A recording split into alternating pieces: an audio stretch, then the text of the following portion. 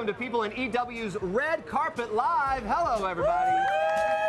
The 89th Annual Academy Awards are tonight. Very soon, film's biggest stars will be arriving on that very red carpet that you were seeing there. I'm Jeremy Parsons, joined by my People Now co-host, the lovely Andrea Belke. Hello, Andrea. Hi. Looking great. Thank you. You gotta get dressed up for the Oscars, Hollywood's biggest night. Very excited. It is. This is the time you go all out. On the ground in Los Angeles, People Deputy Editor J.D. Heyman and host of Penn's Entertainment Weekly, the show, Lola Ogunike, are live from the red carpet. How's it going out there, guys? Good to see you. Hello. Hi, how do you think it's going, Lola? I think we're having an awesome time. The celebrities haven't arrived yet, but guess what? JD and I are here, and it is blazing hot. It's a bit cool weather-wise, but let me tell you something. I'm feeling good standing next to this man. Doesn't he look very dapper, JD? Oh, what are you wearing? Thank you. I am wearing Theory, and who are you wearing? You look your I'm Vision. wearing Halston, Rajna Khan earrings, and Louboutin shoes. They're very painful, but they're very cute. You have to trust me. It's She's worth the pain. a vision out here. You know, this is, we do a lot of red carpets, you guys, and the energy here is just unbelievable. This is the big night, the Super Bowl of award season. Yes. You can just feel the energy coming off the red carpet, the fans, the press, and soon the celebrities. And soon the celebrities, yes. And we're looking forward to seeing so many A-listers. They're going to all be here. The biggest stars in the world will be here with us this afternoon, and we'll bring them all to you, we promise. I may even bring one home with me to you. I was about to say, Jeremy, Andrea, who do you want? We might take a couple home. It's so exciting. Obviously, Hollywood Boulevard transforms on this night. It's unrecognizable, really, the transformation that goes on there with the theater and everything else. We see fans there behind you. They've got to be so excited. What's the vibe in terms of the fan experience that's going on there? Oh my goodness. Well, it's, when you hear these people start screaming, you will get a sense of it. It is incredible. I mean, when you think about what Hollywood is like, growing up, what your image of the movies is like, that's what you feel. These stars are going to start walking down the red carpet, and the people who are celebrating with the People fan experience are going to be outrageously loud and excited, and it just adds to the energy of the whole event. So I think they're all going to go home hoarse because they've been screaming for the past 45 minutes nonstop. They've just quieted down now. It'll probably start again in about 5 or 10 minutes. So keep asking us questions while we can hear you, because we may not be able to hear you in the next 15 minutes. That's true, and they're actually rehearsing being loud. Yes. So they're rehearsing the loudness. At some point, we may have to revert to sign language. We've all been together through this award season. It comes to an end tonight with this big show. I know you've talked to everyone on the carpet in previous shows, but who are you most maybe excited, anxious, even dare I say nervous to encounter tonight in those nominees?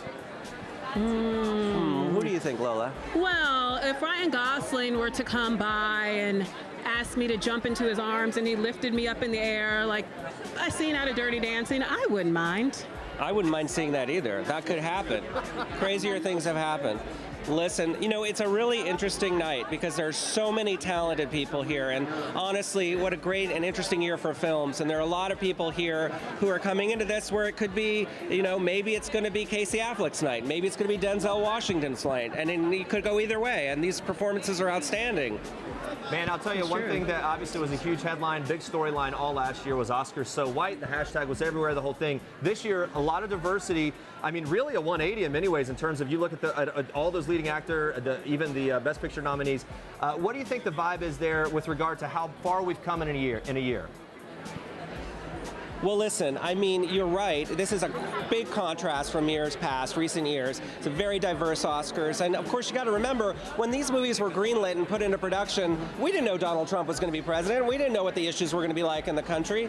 But now we're seeing films that sort of, in each individual film, sort of speaks to what's going on in the culture in some way. And I think that's interesting. There'll be politics discussed. There'll be controversies. It is the Oscars. It's a huge platform. 1 billion people watch them. So I would say that people are going to talk about politics. I think you'll hear a lot about women, and you'll hear a lot about people of color, and you'll hear a little bit of politics, and then you'll just have the horse race of guessing who's going to win what. And the Best Supporting Actress category has 3 African-American women in it. I mean, just seeing who's going to take home the gold in that category alone is going to be interesting, but it's also a testament to how far we have come in less than a year. So absolutely. Oscar not so white this year. Not so white, and let's just say it's Viola Davis. All right, we'll get to that in a little bit. Especially now that I'm here. But Lola, taking us into the new year. We like that. All right, guys, we can't wait to hear more and see more from you there. Joining us here in our studio, we have People editor Catherine Cast, beauty and style expert Nakia Spradley, EW.com editor Chris Rosen, and People East Coast deputy news editor Mary Green. Thank you all for being here. You look fantastic. Thank you, guys. Cheers to everyone. So we're excited for that. We're also excited. We have to give a big shout out to I Love, our sponsor for this evening. Some nice looking shades. Look at that. I know. My goodness. Wow. Fancy. Whew. The lights can glisten on the outside, but when you're behind those shades, it all dims out and just looks good. You can take it all in.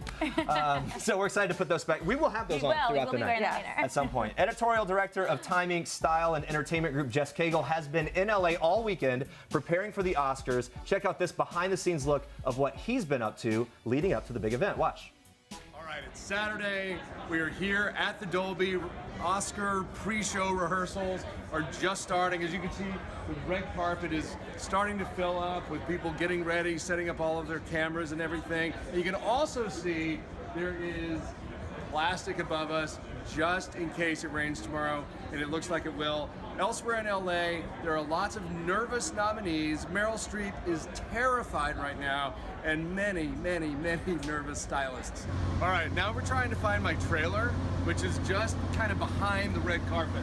So these are like the bowels of the Oscars right in here. Now, this is not it. There's Robin Roberts. There's Spencer. I'm not gonna bother her. Michael Strahan. We're gonna toilet paper his later. Look.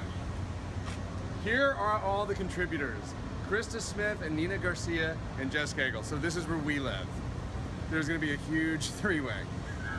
All right, we're backstage. We're about to do a run-through of the ABC Oscar pre-show. And I'm here with Jamie Friedman, who's here every year. And for some reason this year, she's my stand-in. Why? The resemblance is incredible. I know, it's incredible. Here we are at the end of the day of the Oscar pre-show red carpet rehearsals. Got Robin Roberts behind me. This is going to be her stage. A second ago, she just interviewed Ryan Gosling's stand-in. So La La Land expected to win a bunch of stuff tomorrow night. 14 nominations, tied with Titanic and All About Eve for the most nominations ever. But we still don't know. Moonlight is right behind it. All right, it's a cold, cloudy day, Oscar day in Los Angeles. Here we are in West Hollywood. This is Matt. Matt Whitney, my partner, and we'll be Oscar date later. And we're going to just go get something to eat before heading down to the Dolby. I kind of want to go to IHOP, and Matt has vetoed that idea for something maybe healthier. We're going to the fancy IHOP. Okay. All right, about 11:30. We're headed down to the Dolby soon, just grabbing a quick bite here in West Hollywood. And this is Matt Whitney. Hey, Matt, who are you? Who are you besides my date to the Oscars and my partner in life? I am a TV writer. Oh, who do you write for? I write for the show Timeless on NBC. That's a good show. Thank you. We like it. We have a lot of fun making it. All right, it's about time travel. Yes. Yeah. All right, who are you rooting for at the Oscars today? I'm rooting for a lot. I loved La La Land. I thought that was great. I loved Moonlight. Lion was one of my favorite films. And what is your favorite performance this year? Ooh, favorite performance. It's tough. There's a lot of good performances. I love Viola Davis, and I really hope she wins, and I think she will win, and fingers crossed that she does. Who's the most difficult actor you ever had to work with in your career? I'm not answering that at all. Right now, it's you. Now, Matt Whitney, like most men, does not know how to tie a bow tie. So, listen, you take the left side, then you bring it up and over, then you tighten it, and then you form a bow tie with the back section, right? And then you take the front section, and here's the tricky part. You have to like loop it through a little hole in the back. And then once you do that, you just tighten it and form the bow tie by pulling on the opposite corners, just so. Ooh, nice job. And then, see, you just take it, and you want it to be a little bit imperfect, right? And in this particular kind of bow tie, you've got pointed things on both sides, and there you go. Beautiful. That is, it's a perfect bow tie. It's not easy to Did you do. do your own? It took me about 8 hours. It took you 8 hours to do that? It's not easy, definitely. Good Lord. Nice to hear Don't from look too him, close. though, in LA. And a quick shout out to the viewers at home. We want to hear from all of you, so tell us who you're most looking forward to seeing at the Academy Awards by sending us a video. Jeremy and I even made one to hopefully inspire you. It's something.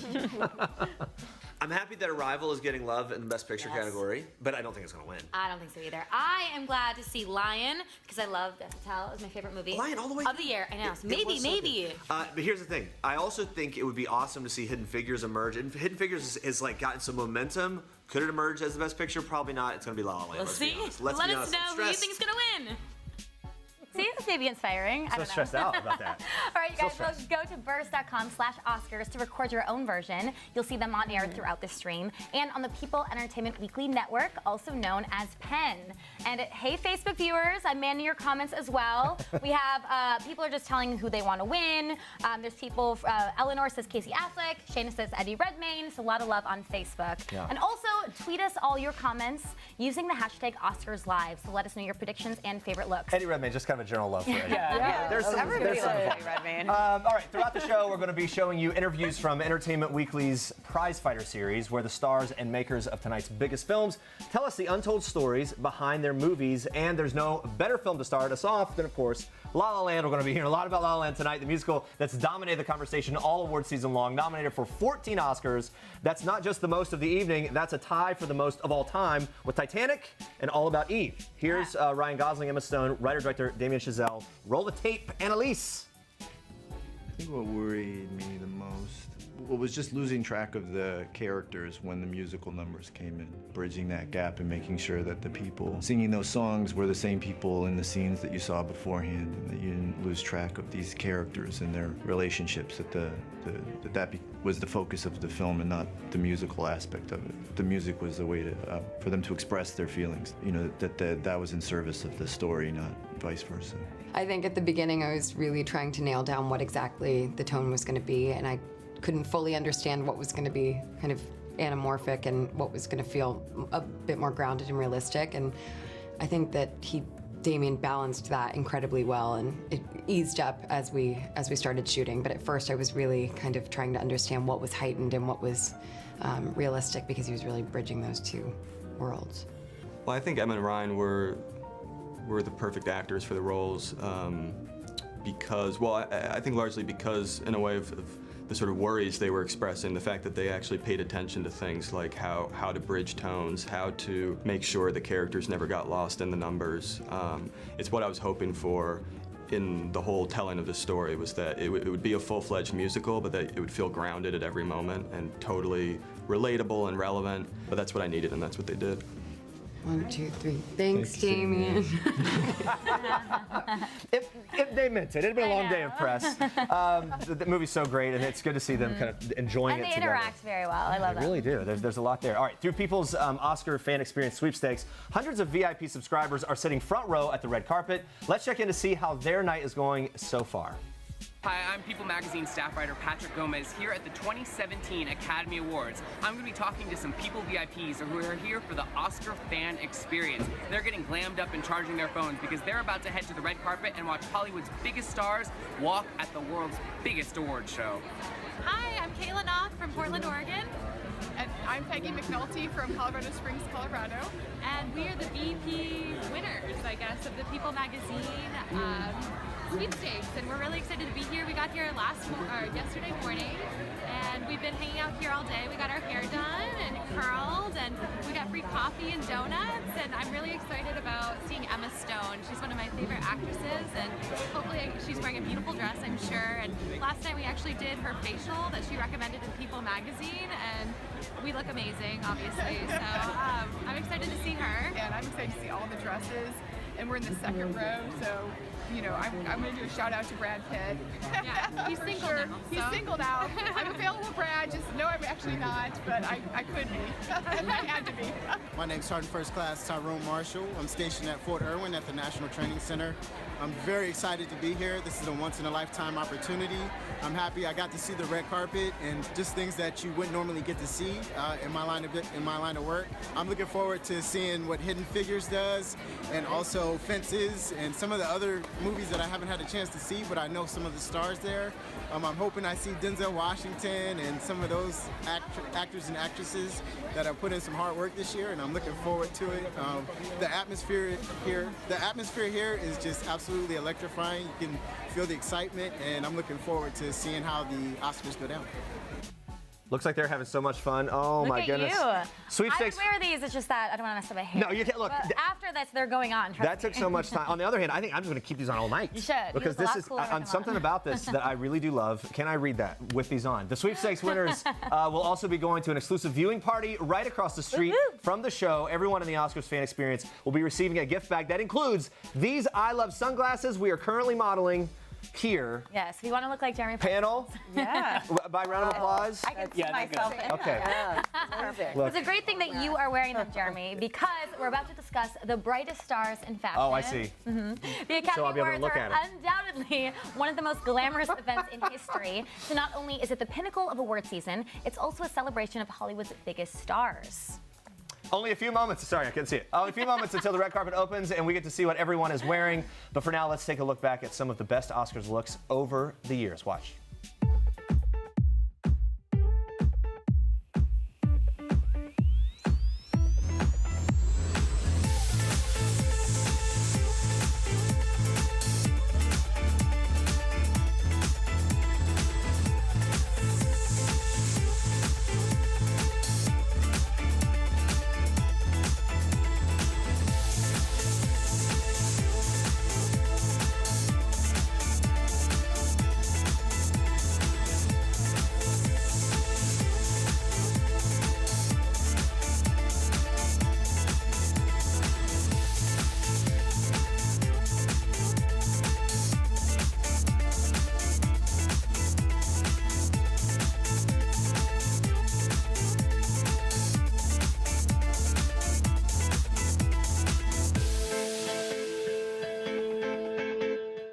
Those looks are fantastic. Wow. And guys, it's all about the carpet tonight. JD with the one and only Wolfgang Puck, who plays an incredible role every single Oscars. Hey, JD. Hi, how are you? I'm here with the amazing Wolfgang Puck, who's about the most famous person. I just touched you in the face there, young man. Are you all right? Oh, Oliver. Did you make all of this, Oliver? No, what did you make? Tell him. Chicken pot pie. He made the That's chicken what I pot pie. He's in charge of the chicken pot pie. I don't know if you guys can see the chicken pot pie here, but it's exquisite. Here it is. Look at that. Look at it, with an Oscar on top. Did you make that, Oliver, all by Yeah. yourself? With a little help from me, too. A little help. Me and my brother made it. Oliver and his brother made the chicken pot pie. I should say, Wolfgang, you are, of course, famous for these little chocolate Oscars that you make. Can you show some of those? Okay, we have a few here. Oliver, you have a few? Look at that. So everybody gonna get an Oscar from us. So, you know, and the Academy gives out a few, we give a few. Show them up.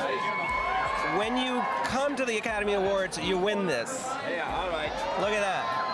So everybody who's going inside here and going to the Governor's Ball is going to get your wonderful food. Absolutely, gonna get great food and an Oscar to take home. And if you're hungry, you can eat it because it's made out of chocolate and 24-karat gold. Fantastic. Well, thank you guys for stopping by. Bon appetit. Thanks, Wolfgang Puck, and thanks, Oliver. You sold me a What do chocolate. you guys think? Yeah, totally. No, bring totally one home sold. for you, Jeremy. Thank you. Please do. Me too.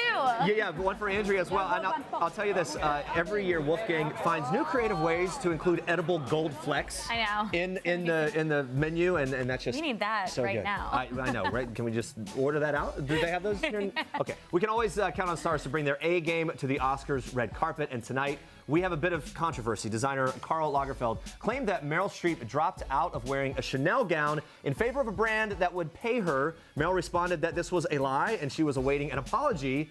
Here to the panel we turn. What do you think of this dispute? Can we start with you? Well, I Catherine? think that Meryl's statement basically speaks for itself. she's been nominated 20 times for the Oscars, and she says now this just draws attention to drama stirred up about fashion. And of course, fashion is extremely important tonight. We love it. It's a huge part of it, but we also want to be focusing on, you know, the awards of the night, and Meryl is one of those people that, you know, just may take it home. Sure, and you know what, it's the kind of thing, as you said, Meryl Streep has done this many times before. It's interesting to hear something like that come out. I mean, what do you make of it, Mary?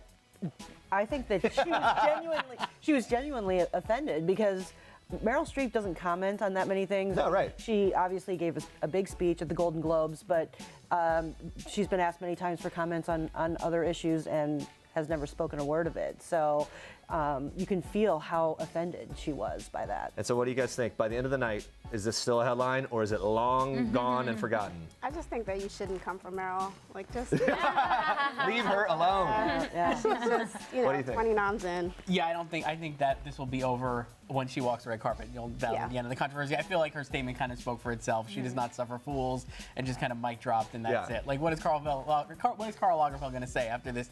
What could he possibly say in response to that statement? I mean, like, just go home? I guess. Yeah, I feel like it's going to be a short-lived controversy. Yeah, I think so. You're right. Like 5 minutes from now, when the carpet's going and people are talking She about will everything. definitely be one of the most anticipated arrivals. For sure, Yeah, especially now. Yeah. I think she already was, but really now. Whatever Meryl does end up wearing tonight, it is sure to be a showstopper, along with the gorgeous gowns. We also get some statement-making shockers. It's time now for our roundup of the most outrageous Oscars looks of all time. Starting with Barbra Streisand's sequined get-up, looking back at this, guys, the funny girl told in style she didn't realize the chic pajamas were so see-through, not quite so see-through, she didn't know. You couldn't tell in the dressing room, I guess.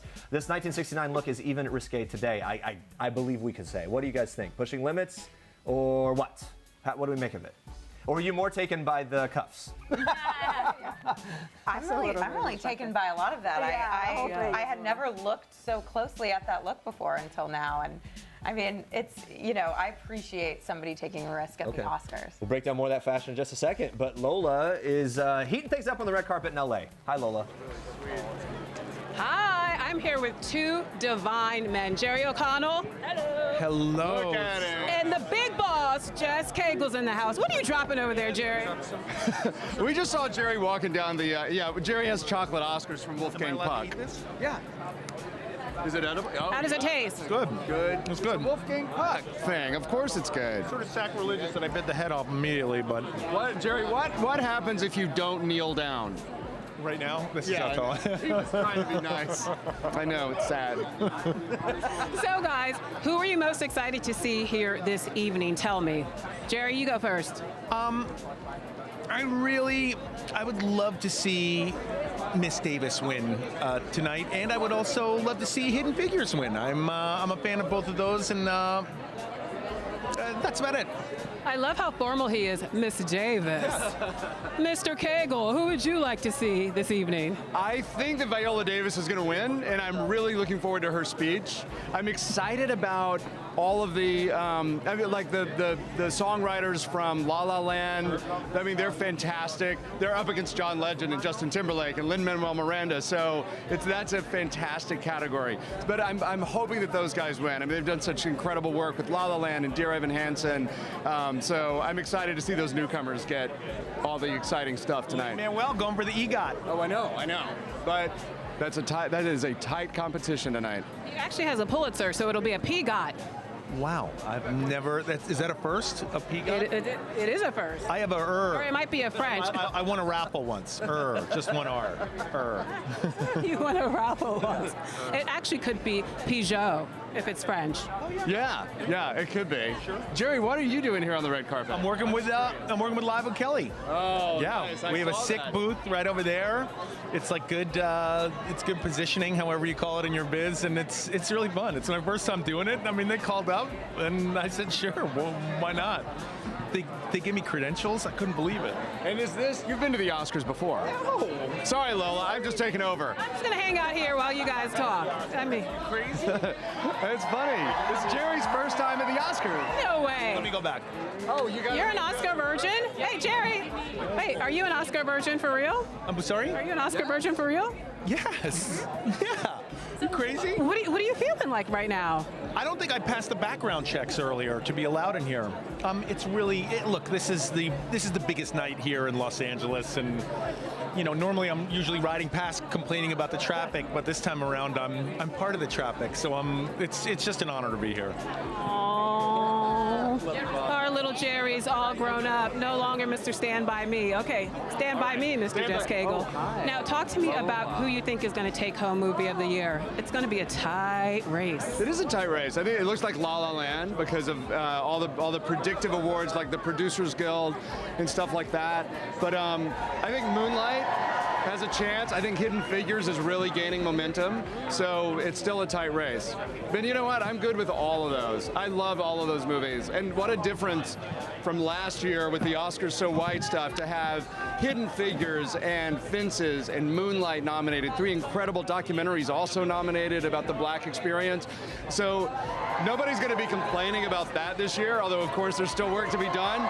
But what you might hear people complain about is Oscars so male, particularly in the directing category. Again, no female directors. I think gender inequality in Hollywood is a really hot topic right now, so you may hear something about that. And not since Catherine Bigelow has a woman won for Best Director, right? Right.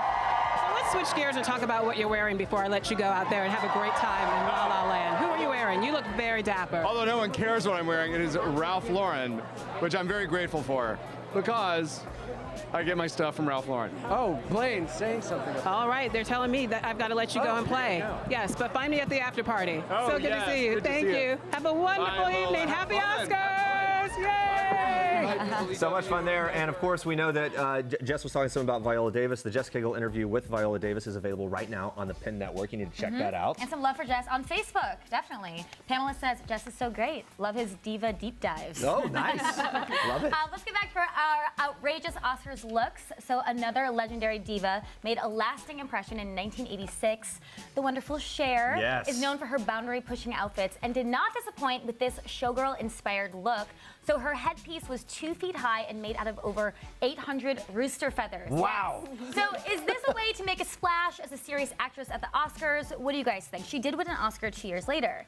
What do you think of that look? Nikki, yeah. I mean, it honestly looks like the original version of that Beyonce Grammy. Oh my goodness. Right? That's really funny. I hadn't noticed that before. I don't know if that comparison has been made, but yeah. Totally looks it was like Beyonce the original, was giving her like homage to Cher at the Oscars. The OG, so yeah. But it's almost like what you expect from Cher, right? It's like she's bold, she's always making statements. That's not surprising, is it? Exactly. You don't want to see Cher just walk the carpet in a traditional black gown. That would be really dull. Yeah. And she rocks it with her body as well. Oh my God, yes. Catherine, shocking doesn't always equal good move, though, obviously. No, but I think it depends. It depends who you are and how confident you are. Like the feeling that you have in the look, it'll show through. All right, continuing on down memory lane here. Unfortunately, Whoopi Goldberg landed on some worst dress lists. It was her 1993 paisley pantsuit, bold colors on her lime green and purple overcoat. Seemed to scream, I'm bright here, hello. Certainly nobody missed her on the red carpet that evening. I definitely think there's a lot going on there, but out to you guys. What's your reaction? And did her fashion sense sort of, ghost her then? Oh, two puns. That's my final pun. I want to edit from now. What do you think? It's a little bit much. It was a little bit much? Okay. It looks like a costume, which I think does. that's where the line is drawn between a risk and a costume, and I think that went on the other side of the line. Yep. All right, let's move on to another leading lady. Gwyneth Paltrow turned up at the 2002 Oscars in a look that was a little more gothic than glam, and it was the very sheer Alexander McQueen top that had people talking. So Gwyneth, typically flawless on the red carpet. Are you surprised with this decision? What do you guys think? It just feels so casual. I mean, for the Oscars, it's almost like a bad prom dress. Yeah, okay. I mean, this is from a time before, like, stylists, like, having a stylist was a thing that everybody had. So I almost feel like, at least you can say that she chose that herself. Okay. She wanted it. Yeah. And also, we look at sheer stuff all the time. And if you look at that now compared to what some models wear walking down the street, that looks positively demure. Maybe it was ahead of its time. Let's just say that. Yeah. That was a really good positive spin on that. Very positive. It's time for the swan song to our fashion segment. This dress. That's a pun. That's a pun again. Who can forget when Icelandic songstress Björk showed up to the Oscars literally channeling a swan? Back in 2001, she even went as far as dropping golden eggs that evening. She did do it. I don't find this particularly Oscar-esque, but how about you guys? Does it fit or not? No, let's get to it. What do you think? To you first. I would say it doesn't really ruffle feathers. I would say, Nice. I would say as bad as that is, and obviously that's like become like an all-time Oscar punchline. We're still talking about it 17 years later. Okay. Good for Bjork. I mean, that's super. She's still relevant because of that dress. Love Well, it. let's talk about Ruth Negga from Loving here on the red carpet, looking amazing. So one of the early nominees that we're seeing make their way down the carpet here. All red, the red on red, always an interesting choice. I think when we see the red carpet, because they have to still stand out and whatever. I think she's killing it here. Yeah, What do you Catherine, guys? what do you think of Oh my Red on gosh. Red? I was just going to check my Instagram to see if I could see if her stylist has ID'd that dress because it's unbelievable. And I just love also that she's showing up early with a show-stopping dress. You know, like I feel like sometimes the nominees take their time because they're like trying to create a moment, but Ruth just made her moment. She just made it. Yeah, that's certainly I something. love that. And I think throughout the award season, SAG Awards, I remember she had a really bold look. Globes, she had a pretty bold look as well, I believe. So she's kind of made statements throughout as red carpet season has rolled on. All right, so here we go. The green. Okay, so the green and red. I'm just going to say this. Sometimes, perhaps, is there a risk in green on red? Is it channeling Christmas? Am I stretching? Is it a stretch? No, I don't think so. My God, wow. Well, after Nicole wore that green dress with the Paris, I mean, that kind of inspired my dress. So I love green. Is it Mia? Yeah. No. No, it isn't. No. Looks fantastic. Well, okay, generally speaking, pantsuits, go. Oh. I think you award have to shows. be really, really confident Yeah. to do that. Yeah. A certain type. I think almost not at the Oscars. I don't know. But again, if you're gonna do a pantsuit, you need to do something risky like no shirt inside. All right. So from a style perspective, based on what we've seen previously this award season, what do you anticipate? Are there anticipations for the kinds of looks we're going to see tonight? I mean, based on what we've already seen, obviously the Oscars is sort of the big moment. How do people make impacts early on, but then still have the big moment at the Oscars? I think that's a tricky question. I do think that it's exciting to see the nominees, that it's their first Oscars, because they're sort of crafting their style, they're crafting their look, and somebody like Ruth Negga, who has just completely defined herself as Hollywood glamour. I think that that's like setting a great tone, but I don't know. I think it could go either way. It's very unexpected. Sure. Do you think there's a color that's going to stick out? Sometimes there's usually a color of the night. Does anyone have a guess for that? Or a dream and a hope? Red. Okay. Is that red since we started with red? We were just talking about the green dress, and Janine says no, green opposite color wheel. She does not like the green, so she disagrees. Jeremy, get along. Janine, thank you for validating what I tried to tell this group to nothing but boobs. So I'm just going to say, now, interesting, let's talk about the guys' fashion for a second. We saw Jerry O'Connell there a little bit ago in kind of a maroon look or an oxblood. Ooh, can I go full fashion? Yeah. Excuse me, everyone. I have a few up my sleeve here. Do more than that? That's it. That and cupcake dress is my two things. So oxblood, and what we've seen also throughout award season with the guys is kind of doing like the navy blue on the tux. Do you like to see the guys change it up, or should we just stick with the traditional thing for the Oscars? Oh, I love it. I love it when the guys change it up. Me too. I think navy is like Navy's a go-to, upgrade. yeah. We also saw, I remember last year, and maybe even some this year, we saw like the black on black, kind of like the black shirt, black tie, the sort of monotone thing. Seems like guys are trying to mix it up a little more and take bigger risks, Yeah. which I really appreciate. It shouldn't all be on the ladies. Like the tie clip here, our man in studio got it going. Yeah, just rocking the it's very 706. practical, and it just looks nice. For my tie. Absolutely love it. Well, guys, of course, we're still early in the night. We'll see who kind of trickles in here early as the carpet goes on, and we'll keep you updated with all of that. We'll move on to this. Jess Cagle got the chance to ask a whole slew of tonight's nominees what their dream red carpet looks would be. Take a look at what the actresses had to say. Watch. When you're seeing a great show, you want to be in a onesie, in a comfortable chair with some popcorn.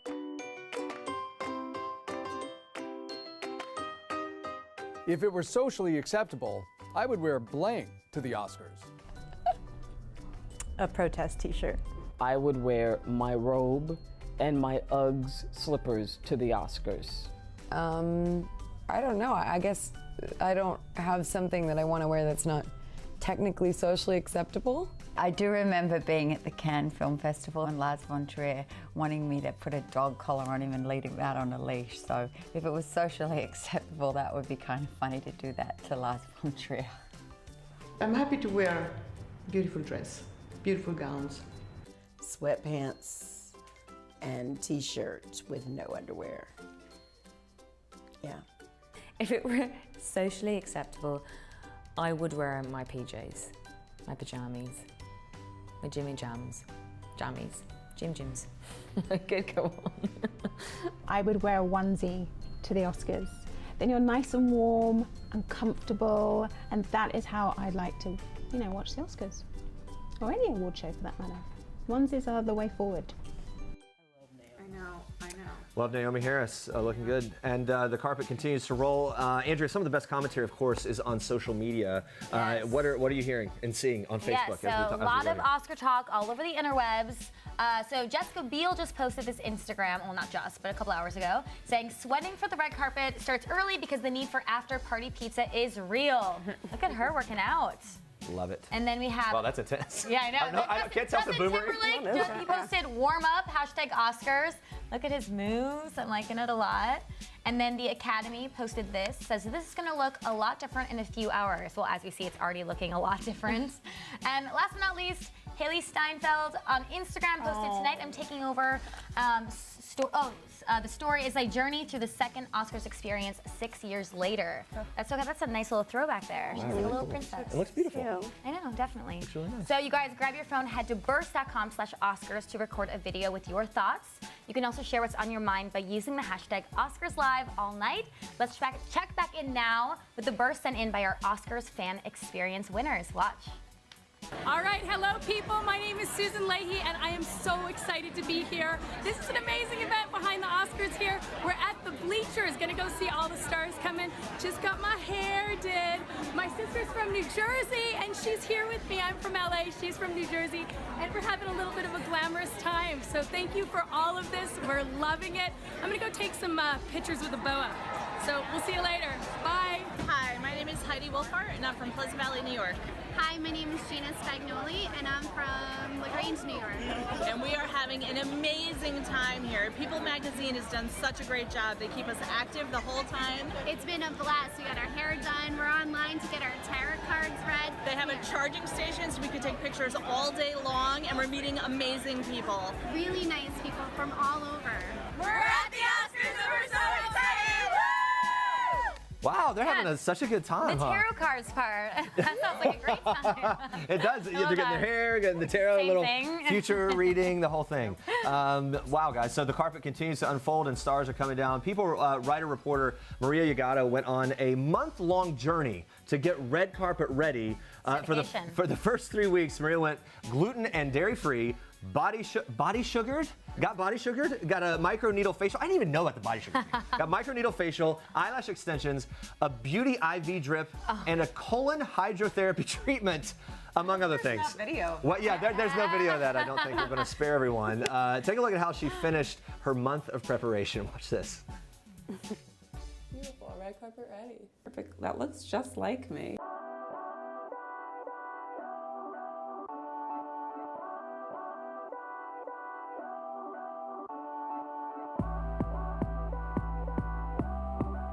This week I am going on a juice cleanse, getting a spray tan, and having a glam day to get ready for the red carpet.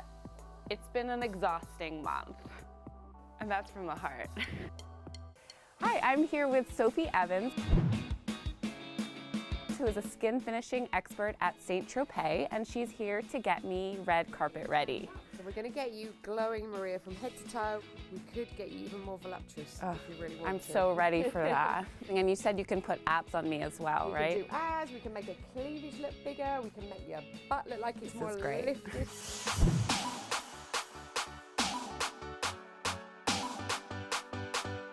Look at the difference now. Oh my God. Wow. Look at your abs, they look great. I just finished my first spray tan ever, and I I'm really proud of my abs that I now have. It looks like I do crunches, which is exciting. And it's pretty dark, also because she did a little bit of contouring here. This is exactly what my sad winter needed. The hardest thing I had to do was the juice cleanse that I am currently on now. So usually before the red carpet, celebs will go on a juice cleanse for 3 days or even a week. I just chose 3 days because I don't want to die, and I already feel like I'm dying. I'm starving, I can't stop thinking about chicken nuggets. I'm in a bad place. I am here today at the West House Hotel in New York City, about to get fully red carpet ready, hair, makeup, wardrobe, everything. After I get all ready today, I'm headed to the Sports Illustrated swimsuit party red carpet, and I'm hoping for people to confuse me with the models. Hi! Oh my God! Get out of here! Are you excited? Wardrobe is so important on the red carpet. So I was lucky enough to have a stylist, Sarah Ball, who chose out a few really fancy designer dresses, which she showed me. I had given her pictures of celebrities who I love on the red carpet, and then she found dresses. For the red carpet, all of the celebrities go for the 3 S's, skin, slits, and sparkle. Amazing. So we have that all here. One look I really loved recently was Kristen Bell at the Golden Globes with that super oh my gosh, low cut. Take the wrist. Take the wrist, because it's all about wrist. It is, and we have double-sided sticky tape. I think this look is really great. This is from Anna Maria. I love this Halston gown. I mean, it's beautiful. I love the neckline. We have a little sparkle. Naomi Harris actually wore it in red. And lastly, we have red. I really loved the red Roberto Cavalli. I never thought of myself as someone who could wear red, but I think I know which dress I want to choose. I am here with my Nomi glam crew to get hair and makeup done. I'm giving you a smoky eye, and we're going to keep the rest of it pretty neutral. We're going for waves. Waves are never out of style on the carpet, and will definitely give you a statement. Celebrities will often order room service as they're getting ready. So today I got some chicken fingers and french fries to break the fast. Oh my God. They're very cold, but they're very good.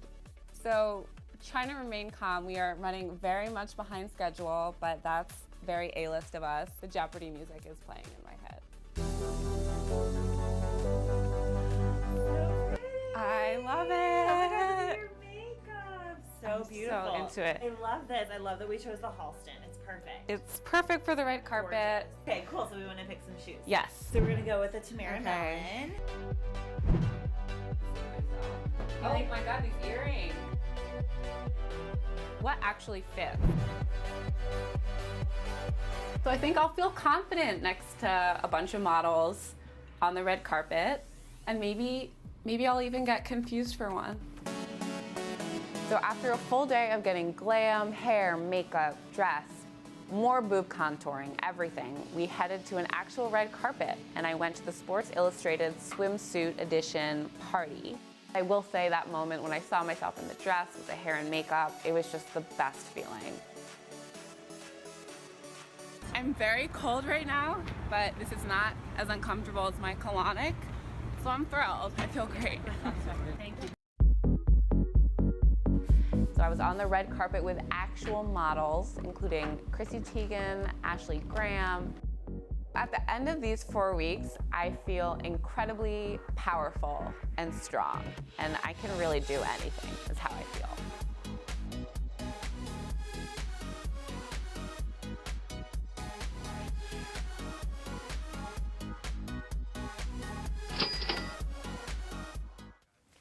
I mean, she looked amazing, for sure. Yeah, definitely. If you want to see the rest of Maria's journey, go to people.com or Penn to see her transformation from the beginning. Is it crazy how much celebrities do for red carpets? Were you guys surprised at all the things that Maria had to do watching that? I'm not surprised at all. It took her a month. I think, it took her a month. I think that the celebs probably take a little bit longer. They probably do it over a few months. A month is a little aggressive, but it's all necessary. Beauty, pain is beauty. Do you think all the celebrities do that much? Probably. Like maybe won't admit it, but they are. I think almost all the actresses do. Yeah. Yeah. I mean, look, literally the spotlight's on, right? And everything is critiqued at length. By the way, I think I was at that Sports Illustrated event. I think I saw her, and I think I just thought she was a model. It worked. I didn't know until right now that wasn't just a model. It totally worked. I know, right? Well, guys, can we dive into tonight's nominees? That is, after all, why we're really here. After years of backlash, of course, for the Oscars, lack of diversity. We talked about this a little bit earlier. This year is a little different. 1 director and 7 actors of color were nominated. Do you guys think we're going to see increasing amounts of diversity at the Oscars in the years to come? What do you think? I hope so, but I don't know that this year necessarily is an indicator of that when you consider that at this point last year, all these movies were in production. So it just so happened also that there were a lot of terrific films.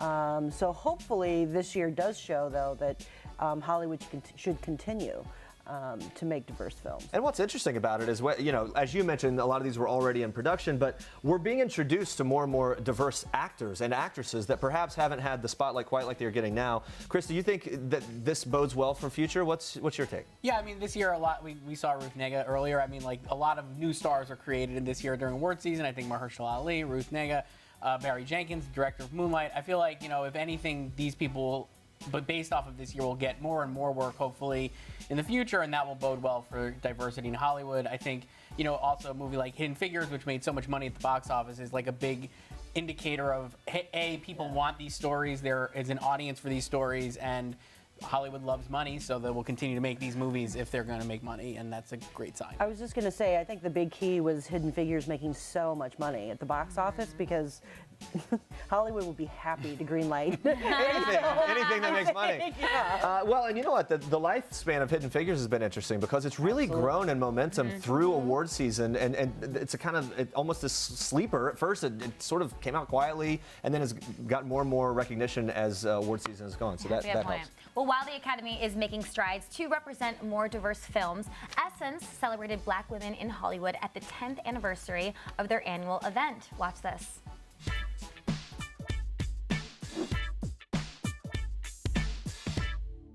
I think when you have a room full of Black women, it's something very pure, something you feel love in the air. It's the only event that you come to where there's so much camaraderie. This is the Oscars for, our sisters. I feel like it's important because it's representing our community. It's a celebration of sisterhood. You are just uplifted. Your spirit is lifted. It's one of the few environments where you feel like it's not about being seen, it's about seeing other people and recognize them and being like, I love what you do. And just seeing us all come together and celebrate one another. I think we long for that. I'm just happy to be in the room. Amongst other women like this, it's just so encouraging and motivating. Essence has been just a proponent of Black women for so long. The fact that they've been doing this for 10 years is incredible.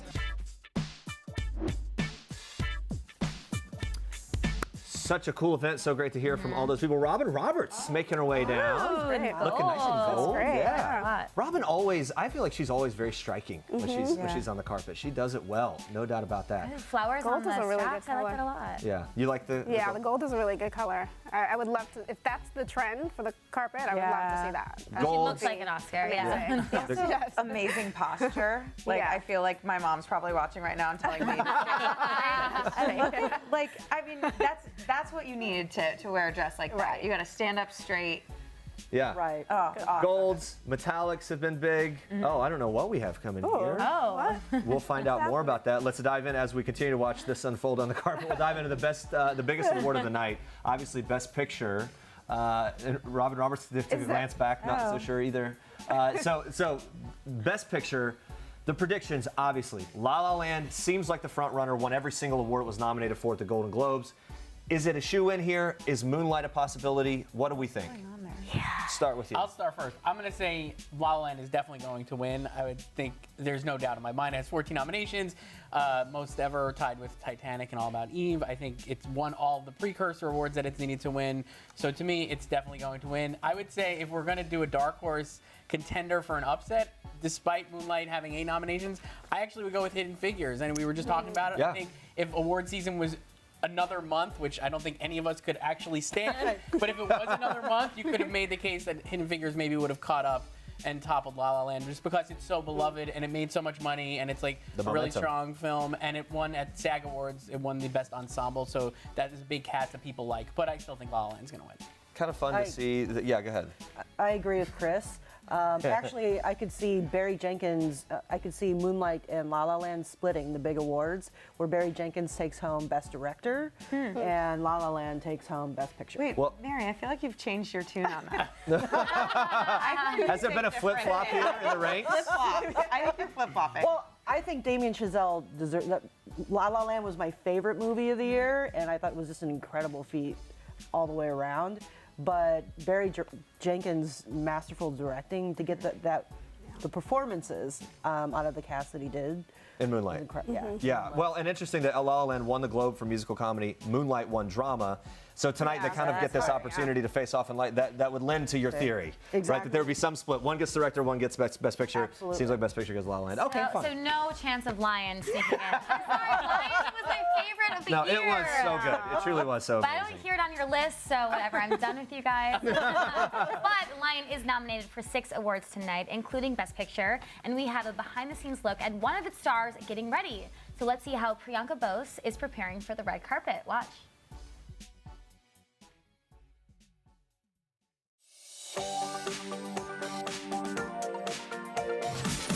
It's Oscar Sunday. It's my first ever Oscar, and I am so looking forward to it. I'm here supporting Red Carpet Green Dress, and I'll be wearing Vivienne Westwood as well as Swarovski. This is just, I think, a very sparkle and shine moment. I'm really looking forward to it.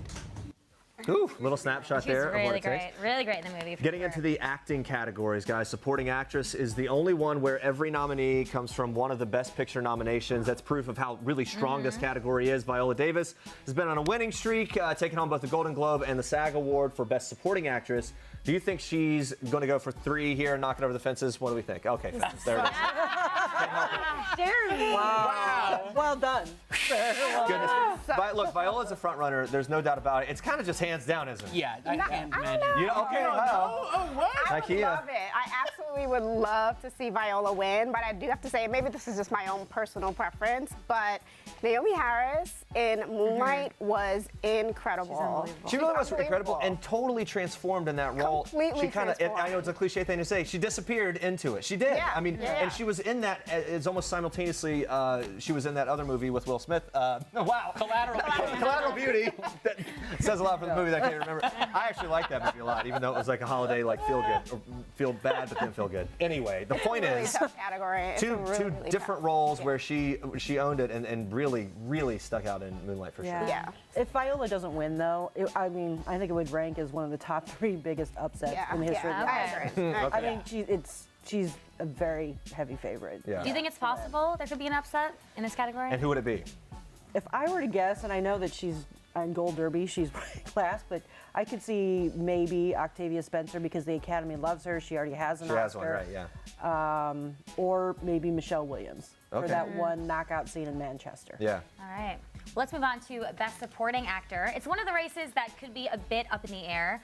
The Golden Globe winner in this category, Nocturnal Animals' Aaron Taylor Johnson, wasn't even nominated, but Mahershala Ali did take home the SAG Award for Moonlight. So do you think that he's going to win here? I would love to see him win. I hope so. It's kind of like it depends on where you look for the biggest predictor, isn't it? Like, and what you favor more and who you think has more weight. Chris, what do I you... actually am going to predict that your favorite Dev Patel wins from Lion. I would faint from happiness. Mahershala Ali, everyone is, I mean, he's obviously been a very heavy favorite in theory because, like, you know, he's won a lot of Critics Awards, but the only award he won, which is a big predictor, is SAG But, you know, it's been very split. Like you said, like Golden Globes, Aaron Taylor Johnson won. At the BAFTA Awards, Dev Patel won. I think Lion people really liked. It had 6 nominations, and I think the only place it could possibly win one of those 6 is here. Yeah. And if they want to give it an award because people really like that movie, they would give it to Dev Patel, who is quite good at that movie, even if he's kind of playing the lead, and he's incredibly handsome. So I think that goes a long way too. Yeah. Not that Mahershala isn't, but I just think that. And one thing that I loved, we said this, that I love so much about Lion in this scope of movies, especially the heavy movies,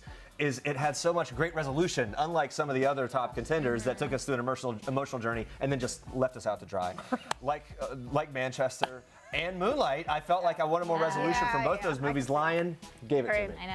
All right, I think it's going to be Mahershala Ali, though. He just had a baby. I love him, too. Yeah. Yeah, exactly. It's such an incredible year for him and what he's been through. And I remember, like, you think about it wasn't that long ago that he just sort of emerged with House of Cards and that like a incredible sleeper. role. Yeah, and now he's having this really he's big a career actor. Like, he's been doing this for a bit of time. Sure. Yeah. All right, now not only are Naomi Harris and Mahershala both nominated for the roles in Moonlight, but the film has 8 nominations overall, tying a rival for the second most of the night. We got the chance, guys, to interview Moonlight's cast and crew. Let's roll that tape. You know, there's a lot of scenes in this film that I felt like I had to definitely get right, but the scene that I remember the most was the scene in the second story when the kids basically, you know, when the sexuality that's bubbling beneath the surface rises to the surface for the first time between the character Kevin and Chiron. And we got there on the day, and I just remember having in the back of my head, you know, it just has to be natural. It just has to be natural. And these beautiful things happen in the shooting of the scene. You know, the 2 characters are sitting on the sand, and you know, there's nothing in the script about the sand playing a role in the scene. But if you've seen it, you know that the sand becomes like this almost like transformative sort of element, you know, of this moment the characters are sharing. One of the things this movie traffics in or sort of explores is masculinity and what that is specifically in the African American community. And I felt like, you know, my character is one who at a young age acted out this idea of what he thought masculinity was. But when we meet him, when I'm playing him, he's come to a slightly different place, a more vulnerable place. So it was important to me to enter into all of those scenes with as much heart and listening as closely as I could and just sort of capture that part of him. When I read the Moonlight script, I was moved. Usually whenever I take on any project, I have to be moved. And I cried 2 times because I really empathized with the character, the lead character in particular, Chiron. He reminded me of a little cousin, my nephew. He reminded me of my future son. And when I read the role to read as Teresa, I saw myself in her. To be honest, what helped me to get into the character super quickly was all of the research that I'd done beforehand, because I knew that I was only going to have this very limited time of 3 days on set. You know, I don't smoke, I don't drink, I've certainly never done any alcohol, and I'm playing a crack addict, so. There's things that helped create the character and a sense of where we were, the environment, and all that. The wardrobe choices, the colors, like all that is specific and very conscious. I had some fronts. So I have a grill, so gold and kind of like diamond studded. So I have to get that made before. Yes, absolutely. The grill. We had the big grill in it. That was something that really helped me kind of drop in. And there was something that I also added that I guess Barry might not even know. I had my barber kind of, I guess, cut a scar on the back of my head that kind of reminded me of something that happened, you know, in a past life that kind of helped me drop into the character as well. For me, this was the first time that I felt like I fell in love with the art of acting, because it's such a truthful experience. It's such a truthful story. This is so many people's story. Love that movie. I know. We were I'd love just to hear from all of them. Yeah, we were just talking about how those actors were able to pull off what was really a difficult task. To really see Michael Strahan there. There he goes. Look at the man, looking good. Yes. Looks like that might be like a velvet jacket. Anyway, we'll get to it in a second. Yeah, purple. It looks kind of purple from here. Like purpley, velvet jacket or something. I love that those actors were able to toe that very tough line of and Lin-Manuel Miranda nominated for Moana. That song. If he won, he would be one step closer to the EGOT, or as we heard earlier, the PGOT, because he's a Pulitzer Prize winner, right? Also, I heard someone call it the McPeagot because he also won a MacArthur grant. Oh, okay. The McPeagot. He's so good. He's adding like layers to this EGOT thing that we didn't even know about. Awards in the world. He will have one. All right. All right, we're actually going to check in with Lola in LA. What's up, Lola?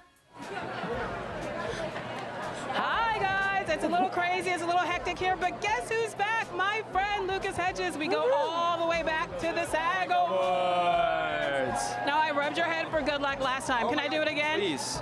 I'm going to rub it for good luck, too.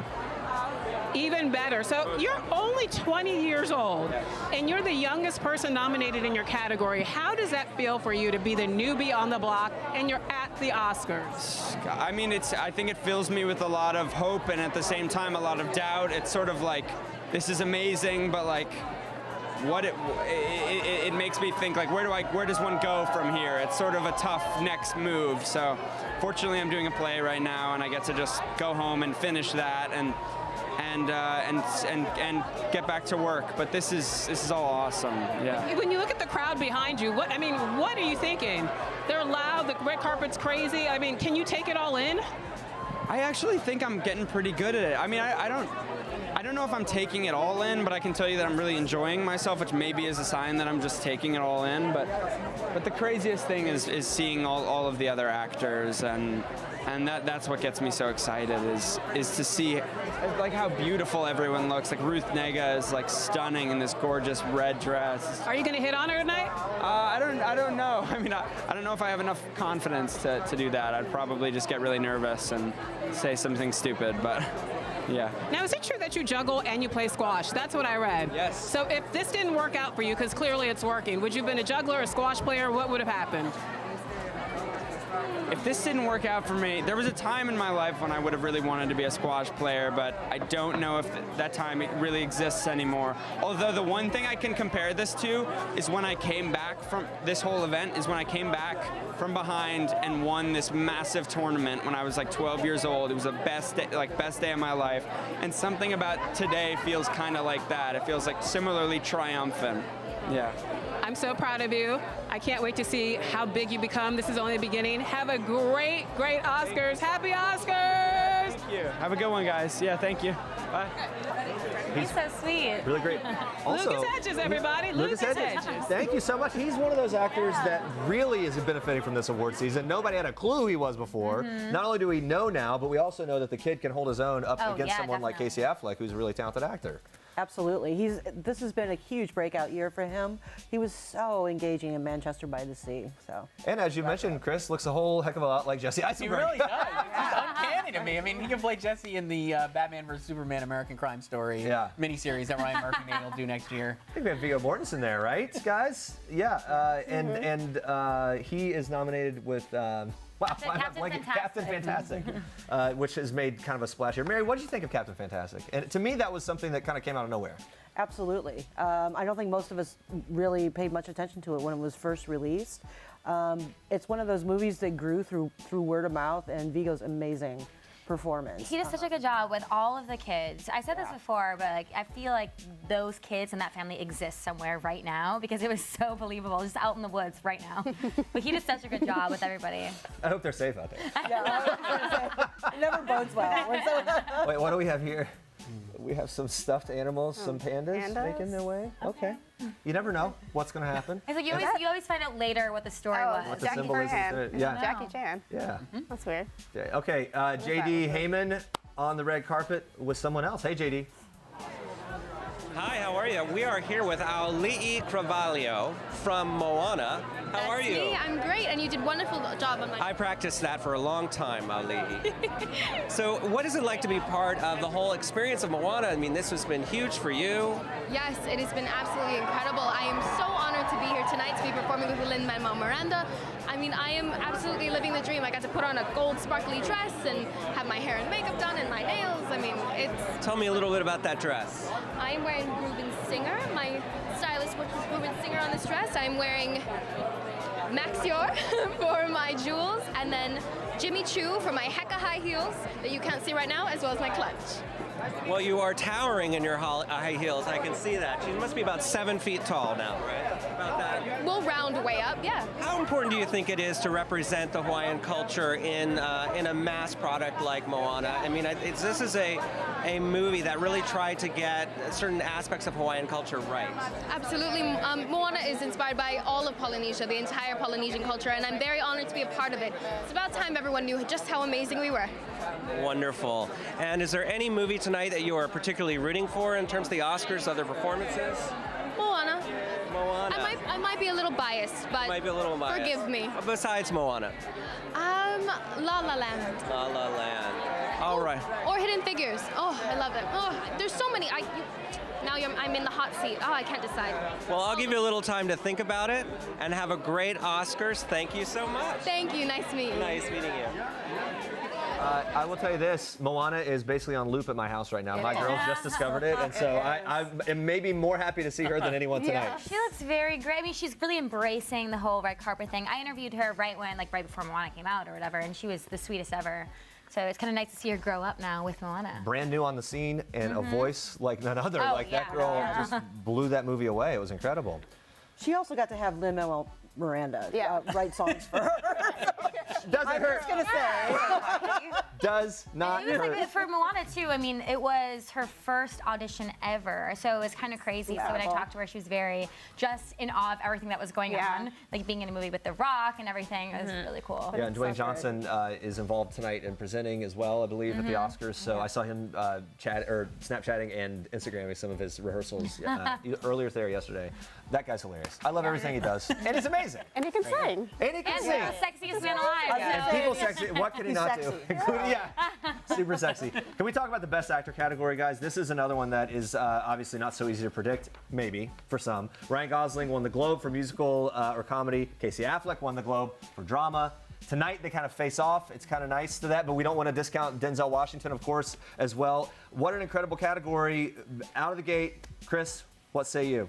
I mean, I really think Denzel Washington's going to win. I mean, Casey Affleck's had it all year long for Manchester. He's great in Manchester, but I think that SAG Award win for Denzel really was kind of like a predictor of things to come, and he is going to win for Fences. It would be his third Oscar, which would tie him with Jack Nicholson and Meryl Streep and a bunch of other really incredible performers as the second most ever behind Katharine Hepburn. I just think it's like a historic moment for Denzel, and while Casey Affleck is really great and he's won a lot of things, I think, maybe people just like Denzel better. You are so confident about that. I really am. Don't believe it, but when Casey wins, you'll forget. I'll remember this moment, and I'll tweet you about it. Yeah, it's Haley Steinfeld making her way on the carpet with a really beautiful dress there. When it comes to Denzel, I like what you said there, though. There's this element of sort of a sentimental quality about him as well with the voters. Do you think that helps him ride pretty strong here? And I do. I just think people love Denzel Washington. Like, he's worked with so many people in Hollywood. I'm sure he's worked with like dozens and dozens and dozens of Academy members. I just think, Casey Affleck has always been considered maybe an outsider, and I don't think necessarily that will help him in the Oscars. Sure. I don't know though. I feel like maybe Casey Affleck though. Still, I think it's going to be tough. That's her heart. I mean, and I agree. I don't know, that's just what I'm thinking. But speaking of Casey Affleck, not only is Casey Affleck up for Best Actor, but Manchester by the Sea is the film with the most acting nominations tonight with 3. So take a look at this prizefighter video with interviews from Casey, Michelle Williams, Lucas Hedges, and more. Watch. I had read the script and I just loved it, and I thought, well, this is the kind of thing where if nobody sees it, it won't matter. It's worth doing. I'd wanted to work with Kenny for something like 10 years. He wrote somebody that I believed in, and then it was my job to sort of fill it in. I don't know what it is about seeing Kenny and Casey, but I just saw them and I genuinely just wanted to cry seeing them. I feel so deeply connected to these two guys. It's not hard to unlock anything in this film. It's so personal from Kenny. I didn't know Kenny. And then after I saw it, I had to walk straight up and go, wow, thank you so much. What scared me most about making this was that there's some elements in the story that I felt maybe I had no business making a movie about. I didn't ever think that I wouldn't do it because it was too hard of a part, but I was aware that what it would require. I just remember saying to myself at some point, why can't you make a movie about something serious and big? The moment that I was most worried about was my makeout scene with Anna Baryshnikov. Kenny was like, you want to go rehearse it and make out with a girl in front of a bunch of grown men? just awkward. I've never worked with an actor who was that talented and that green at the same time, and who just brought this great freshness to it. But I don't know, I learned so much, it's a little hard to pinpoint one thing. You know, we have a scene towards the end, Casey and I, that there is more to do and there's more to say, and it's carrying a lot of emotional weight, but, you know, every day before I go to work, my heart is like this. One thing that Kenny and I talked about, the metaphor that we used, it was like a dam breaking and it keeps cracking, but if you just let it crack, all the water's gonna come out, and then it's no fun, there's no tension left. And so the character has to just hold it all in all the time, and so when there's a crack, you just cover it, and then cover it again, and cover it, and all of the scenes are little cracks. Casey, I'd never worked with him. I'd never worked with any of these people, but they're all, you know, it's a great cast. It was a great script, and it was taken care of with tender loving, so that's what you get when you see it. Definitely great cast, great script. Totally agree with that. I don't think you can argue that at all. Yeah, man, the carpet is really kicking now. As people are sort of flooding it, walking down there, and of course we'll continue to check in as the nominees arrive. Oh yeah, Haley's hair is looking double great. bun. Yeah, what did you guys think of that dress that she was wearing? It was kind of a light, almost a white. We were saying, we sort of jokingly predicted beforehand we think we're going to see a lot of white. I don't know why we thought that, but like that the palette was maybe going to go in that direction. So far, we're right. It's like an optimistic color, and I think that, you know, in the political climate, some people are, you know, trying to be optimistic and, you know, some statements. Sure. A little princessy, like fairy tale-y. Yeah. It's kind of a throwback to the picture that she posted earlier from 6 years ago. Yeah. She looks so grown up now, which is crazy though.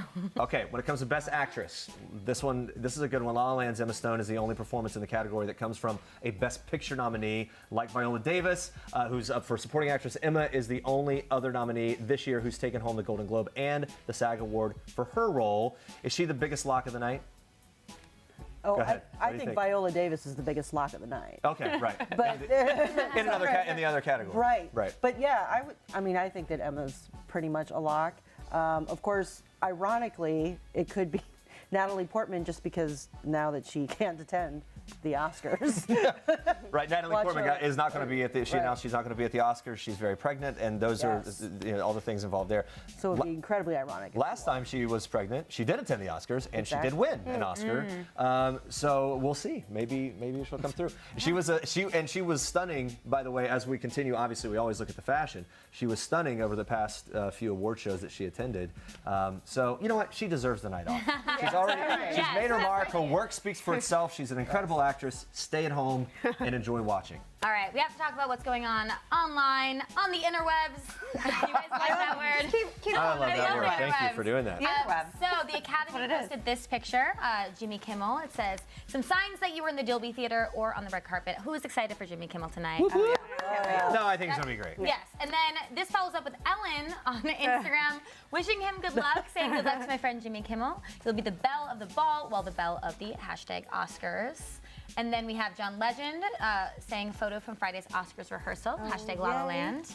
Ooh, he's obviously great on that too. And then last but not least, Glenn Powell says, on my way to the Oscars, how did this happen? He's feeling it, that it's pretty surreal for him, which is really cool. The John Legend thing kind of caught me. I love John Legend. It's like he just, kills it, does like Grammy stuff, he does movie stuff, he does anything else. Yeah, it's definitely everything. Well, let's check in with the Oscars fan experience. They are living it up on the red carpet. Watch this. Hi, my name is Trung. Hi, my name is Erica. And we're from West LA, and we're really excited just to be here. And I guess we're excited to see like a lot of the celebrities, right? I wanted Moonlight to win. It's an awesome movie and really great cinematography. So. Hi, I'm Suzette. I'm from LA, and gosh, I'm so excited to be here and to see Ryan Gosling and Emma Stone win in La La Land. Hi, I'm Tanya Edmondson. I'm from West LA. I'm excited to see everybody, I guess. Very excited to be here. I'm Mia. I'm from LA, and I'm excited to see the love of my life, Ryan Gosling. Hello, my name's Ashley. My name's Abigail Stanberry, and we're from North Carolina. We're having a great time at the People Magazine red carpet. We see Meryl Lopez, and the red carpet's not officially open yet, but we're still so excited to see the stars. I want to see Dev Patel. I want to see The Rock. But we're having a great time. The sun's tried to come out, but it's not raining. That's all we can ask for, really. Having a blast. Thank you so much. Great. Yeah, they're having a lot of fun. I know. We're like, And have already seen Mario Lopez and Dwayne The Rock Johnson. They're hoping to it see. seems like so things there are you going pretty well. I know. But here's what you guys are saying on Facebook. Keep those comments coming. Patricia says hello from Barbados. Hello. Okay, hi. Austin is rooting for Denzel Washington. Jane Orr says good luck, Dev Patel. All right, Jane, we're same page here. Carrie says love Ellen. We just talked about Ellen doing that shout out. And then Sky Patterson, he's a big fan. He always tunes into these red carpet shows. So thank you, Sky Patterson. He says Moana and Zootopia for the big win with an emoji with sunglasses. And I think Sky Patterson also suggested Naomi Harris as Storm in an upcoming new X-Men movie. And I gotta say, that is a fantastic idea. Sky Patterson has On great point. thoughts. So thank you, Sky. Sky, if you'd like to be on, You might as well just be on this panel at this point, Sky. be on staff and submit ideas or whatever, just let us know. Actually, seriously. It's so good. The director, of course, guys, with all these movies, steers the ship when it comes to the movie, so it's only appropriate that all the Best Director nominees have their films nominated for Best Picture. Do you think the Academy is, which, by the way, that's not always been the case, there are exceptions to that, but is the Academy going to hand the award for Best Director to the movie they also choose for Best Picture? You've already kind of weighed in on this a little bit, but Chris Rosen, what do you think? I think Damien Chazelle's going to win for La La Land. I'm sorry, Mary. You're wrong. Just think it's done and done. It's one. I think I could see them wanting to spread the wealth between La La Land and Moonlight, but I think Damien Chazelle has won like a lot of precursor awards. He won the Directors Guild. I think people are going to really, respond to that film. It was very technically challenging, and like with the opening number itself, I just think that alone probably would have won him Best Director. So I feel like he's going to win. And while Barry Jenkins should not go home empty-handed, I think he might win Best Adapted Screenplay. He wrote that Moonlight as well. So I think we'll get them all up there on stage. But I think Damien Chazelle wins. Yeah, things Best like Director. adapted screenplay, cinematography, those other categories give opportunities for these really great films to get a little love because we all know it's going to La La Land. All right. 3 of the 5 nominated directors also wrote their films and are nominated for the screenplays. For original screenplay, we've got Damien Chazelle, Kenneth Lonergan for La La Land, Manchester by the Sea up against scripts for Hell or High Water, The Lobster, and 20th Century Women, which, by the way, really great movie that we haven't been talking about that a lot. But 20th Century Women, kind of another one that snuck up in some ways, but I think that was really a strong contender this year. Absolutely. Annette Bening, actually, I would say late in the fall, was seen as an Oscar frontrunner. So she very easily could have been nominated. So who do we think is going to win when it comes to the screenplays? Based on everything I just said. Well, I would say Barry Jenkins for Moonlight. I think that's an adapted screenplay, and I think we'll win for original screenplay. I would say I'm going to go Damien Chazelle again, even though Kenneth Lonergan should maybe win for Manchester by the Sea, which is a beautiful film. I think most Oscar voters are going to be like, I love La La Land, it's my favorite movie. The script was great because it's my favorite movie, and pick Damien Chazelle. I thought one of the interesting things about Manchester by the Sea is that that every word, it played so naturally. But pretty much every word of that was written, and it wasn't sort of this ad-lib movie where an actor just like feels it and goes.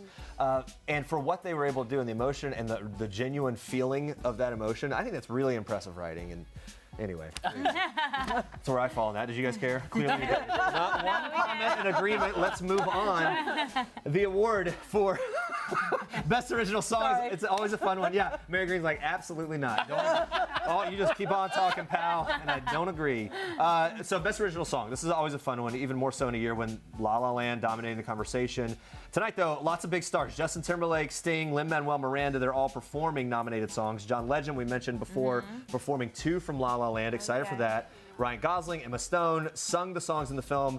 They're kind of off the hook tonight for the live performances, which I'm sure they're happy to just kind of send out to the live. Which performances are you guys most looking forward to in the live show? Let's take it to that end of the couch. I mean, I do have to say, I literally sing How Far I'll Go, like, from the minute I wake up all throughout my day. So that would be, I'm really excited to see Moana. Yeah. Okay. All right, we're going to take a break real quick. Lola in LA on the red carpet. Hey, Lola. Hi, I'm here with Gael Garcia Banal. Thank you so much for being here. You're presenting this evening. How are you feeling? I'm feeling good. I'm feeling maybe a little bit nervous, but everything under control, I think. Why are you nervous? You've walked dozens of red carpets and you've presented awards, you've received awards. Why are you nervous? You always get nervous, I think. I mean, it's always part of the rush of the enjoyment of all this. So I think I'll be scared if I don't get nervous. If I ever get really comfortable with this, then I'm in trouble. What do you think? What goes through your mind when you're walking down the red carpet? Oh, well, here I'm looking at all the people that, I mean, worked with or friends that I've met throughout the years. Or not only that, I mean, people from like you, from the news, you know, that I've been, you know, meeting since I've been 20 years old or something. And it's always nice to see each other like, hey, you know, it's like a good point of encounter, even though it's very short, it's very quick. But it's nice. Thank you so much for being here. Have a wonderful time at the Oscars. Thank you very much. Bye. Thank you. Ciao. Bye-bye. Back to you, Jeremy.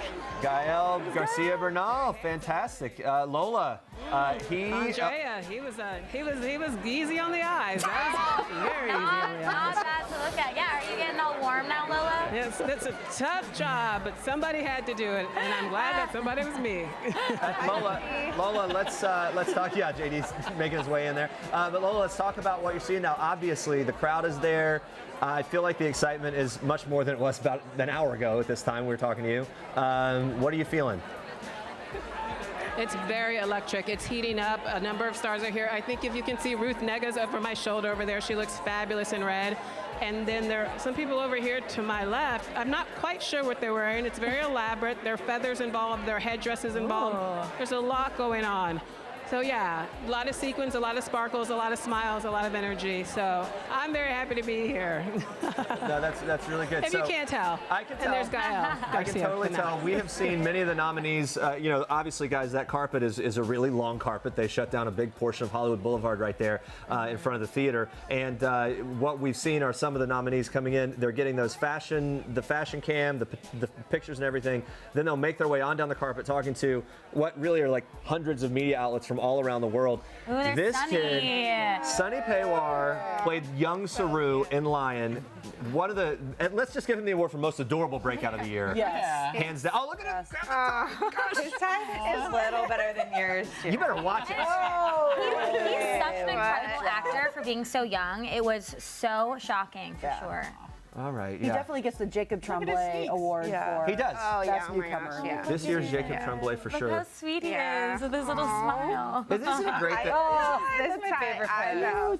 it's kind of interesting that he was able to star alongside Dev Patel. Dev Patel's career also had this sort of big moment at the Oscars that when he first was Slumdog Millionaire. And so almost as though Dev Patel's passing the baton there in some ways to here's another just breakout, you know, all of a sudden a star. So very exciting stuff. So as we were saying, we see some of the stars come along the carpet. We see the beauty shots. They start talking to these media outlets. I think it's like, you know, I don't know, a few hundred or whatever from all around the world. Very exciting stuff for them. And then they'll make their way down to JD and Lola, and that's when we get to hear from them. So we're excited to hear from the source there as well. Guys, we were talking about screenplay. The battle was on.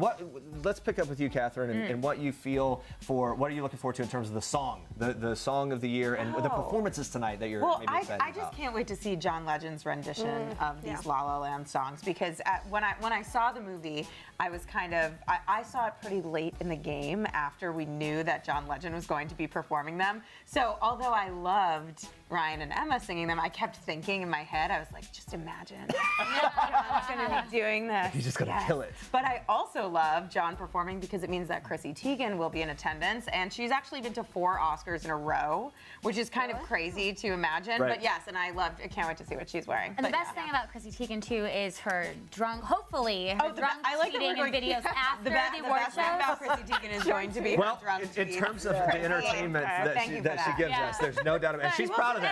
She's proud of it, and we're proud of it too. JD Heyman on the carpet. Hey, JD. Do we have Ruth? Hey, how are you, Jeremy?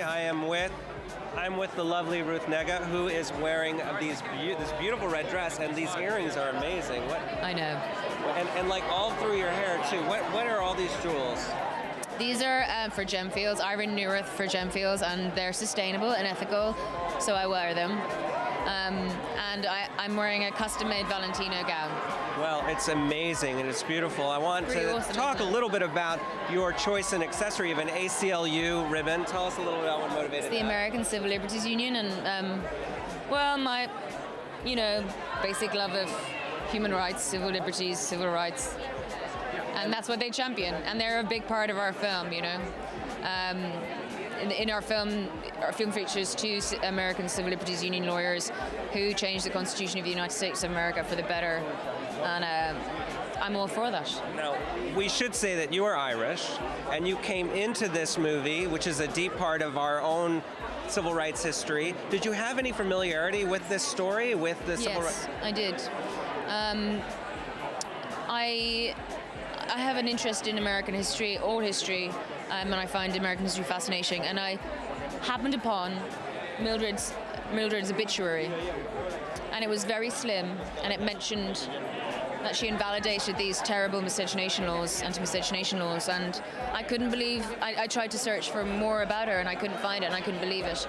And then Nancy Bursky made a documentary for HBO called The Loving Story, and she found, I don't know if this is apocryphal or not, but she found footage of this couple in a wardrobe somewhere, and it was meant to be made into a documentary that never was. And they're beautiful, and they're gorgeous, and they're good, and all they want to do is be together and raise a family. And the law stopped them, and small-mindedness stopped them. And the ACLU is about pulling that apart, small-mindedness, putting it to bed. And yeah, that's our film. Just a little. Now, when the movie was made, you didn't necessarily know what would happen politically in the United States, obviously. So do you feel that this is a particularly timely film, given what's going on in this country? And how do you feel as someone coming from Europe to work here? How do you feel about the States? I think any time in history would have thirsted for this film. I think we're always needing a light at the end of the tunnel, you know, and for it not to be the oncoming train, for it to be the idea that we can all aspire to greater things, and it's inspiring a lot of hopefulness in people, and I'm really glad of that. Well, it's an inspiring performance, and we really appreciate you coming by. Thanks, Ruth. Really. Good luck Cheers. tonight. Ruth is amazing, and that was beautiful. It certainly was.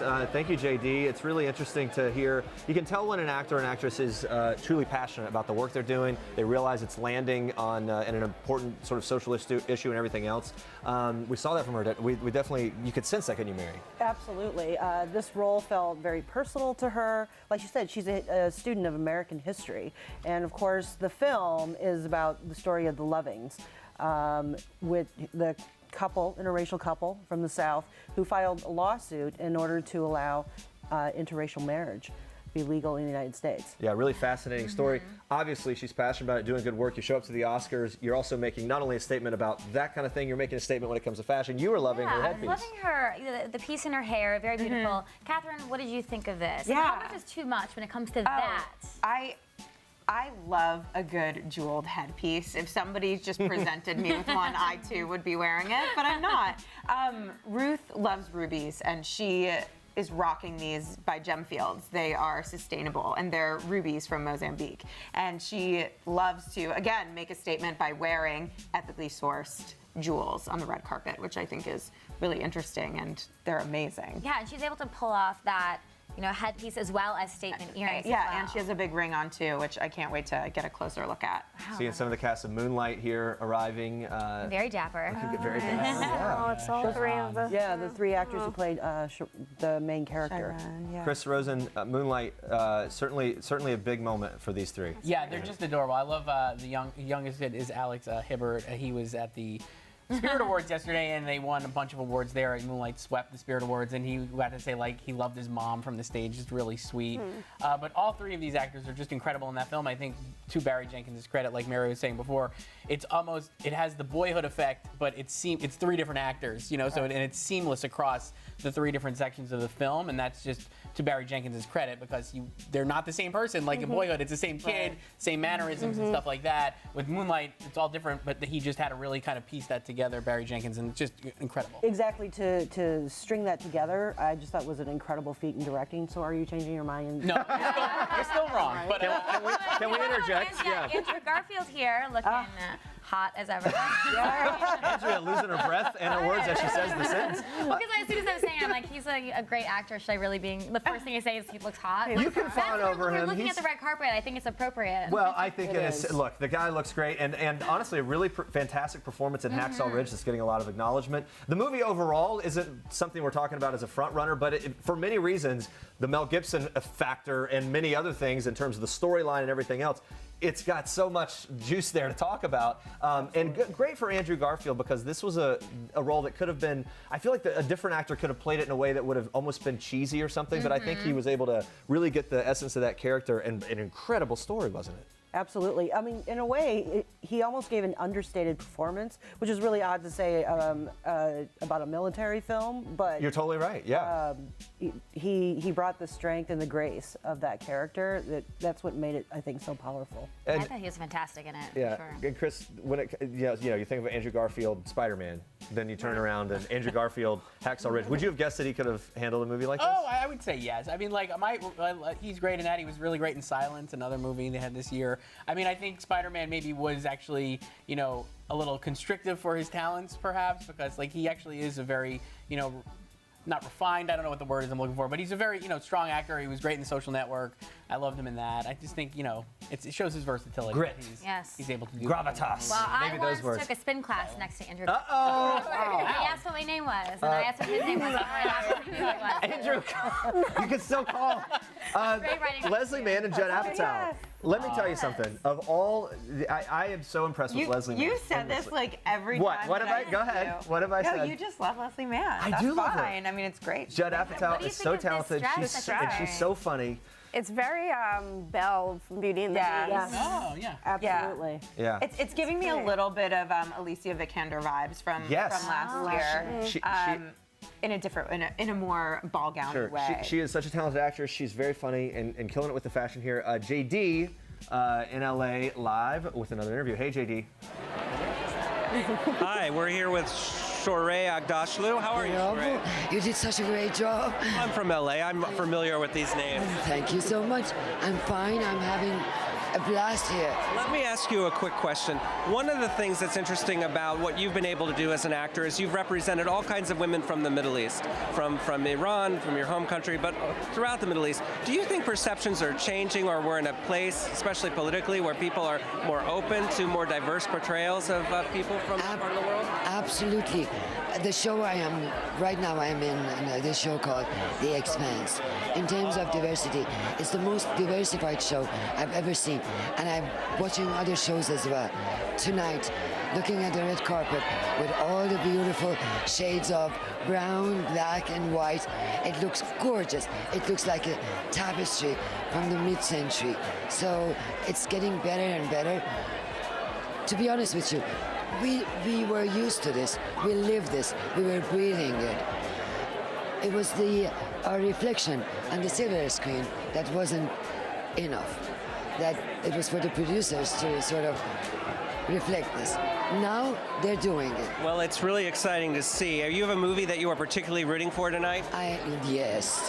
I have a couple of them. I was going to go say La La Land. Well, that's great. La La Land, Manchester by the Sea. I love those. Thank you, Shorey. I really appreciate it. Moonlight. Oh, well, a lot of good movies. Thank you so much. Take care. Have a good time tonight. So there you have it, folks. And Shorey Aghdashloo, I don't know how you didn't just melt right there at the sound of her voice. So amazing. I did an interview with her once at her home near LA, and I will just tell you that there was a point where I think sort of shamelessly said, "Can you just keep talking to me?" Nicest lady ever. Such a talented actress who has made some really poignant films as well as had some really fun roles as well. The hair. Look at that cleavage. Yeah, the hair is And the awesome. beautiful necklace. Oh, that cleavage is. Is that a diamond choker or is it a necklace? You tell me. I mean, Jeremy, what kind of a question? This is a legitimate. That is a legitimate question. I don't know the difference between a choker and a necklace when it's that close to the neck. We're just doing the deep dives here. That's right, choker Catherine. versus necklace debacle. First reactions to this look for you ladies. I mean, this is like bombshell. It is like, completely. I can't get past that cleavage action, but aside from that, the hair is amazing right also. now. She looks really beautiful. Yeah. She just looks like a movie star. I mean, imagine the fit of that dress is so perfect. I'm just imagining like the boning in the corseting of that. I don't know who made it yet, but it kind of looks like a Vivienne Westwood to me just because of the shape, but I could be wrong. And it's purple velvet, or like navy velvet. Let's just say I wish that she would have received more attention overall for Hidden Figures. I agree. I would have voted. if I were a member of the Academy, I would have nominated her. I thought she was terrific. Yeah. As It was Catherine her Johnson. movie. I mean, this was her movie. I feel like that's an oversight. It totally was. The character is so different. Catherine Johnson is so different than Cookie, and it's very different from who Taraji herself is. Yeah. Taraji, of course, is really energetic, very fun person, and Catherine Johnson in that role is kind of a nebbishy. I mean, she's has a world-class mind and works for NASA. But I think that's a really good point. Is when you're watching that, you completely forget about Cookie Lyon when you're watching it. Absolutely, because it's a completely different character, and so it really speaks to how great of an actress she is. John Legend and Chrissy Teigen have arrived. We will watch them all the way down the carpet. Back to Hidden Figures for a second, though. I will say this: in interviewing them for the movie, Octavia, Janelle Monáe, and Octavia Spencer, and then Taraji P, you really get the sense that she, even though she didn't get acknowledged, is truly happy for Octavia, truly happy for her castmates. Yeah. I don't think this is someone who's sitting back, kind of whatever. I mean, she's on quite a wave, and that wave's going to continue. Absolutely, and also, I mean, look, there's always politics involved as well. You know, there's a reason you see people out campaigning during award season. Taraji wasn't able to do that. She was back in Chicago shooting Empire, so a lot of people didn't get to see her personally the way you do other people. Yeah, okay, we can't ignore what we're watching on the screen right now. These lovebirds. The one sheer Yeah, sleeve. she has one sheer sleeve that's kind of got a cape over it. Chrissy Teigen always wants to make a statement. She's just like, what am I doing here? Oh, but she loves it. They're also kind of happy. You just want them to actually kiss. Glasses of champagne. I just spoke with Chrissy Teigen at the Sports Illustrated swimsuit event, and she, she's doing all this, not only posing with Sports Illustrated, but doing this awards run and everything, sort of post-baby, and she's very proud of that and has been able to kind of embrace all of that and enjoy it, and I just wonder where Baby Luna is right now is my point. Is Baby Luna going to the Oscars somehow? Like, everyone's talking about all the nominees they want to meet. I just want to meet Baby Luna. Like, she's, like, that's it. She's probably playing piano somewhere, as we know. She's already playing piano. Yeah. They look great. All right, you guys, let's move on to this. Let's talk quickly about the other awards for feature-length films. We've got documentary feature, best foreign language film, and animated feature film. So are there any favorites that are sticking out to you guys in terms of these categories?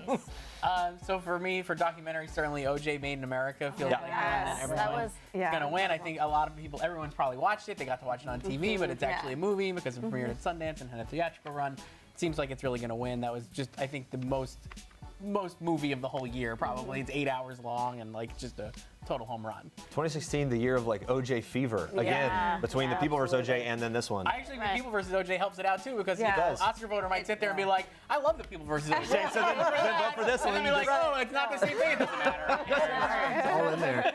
Andrea, Belky, what are people saying online? Yes, people are buzzing on the interwebs. Sorry, I can't help it.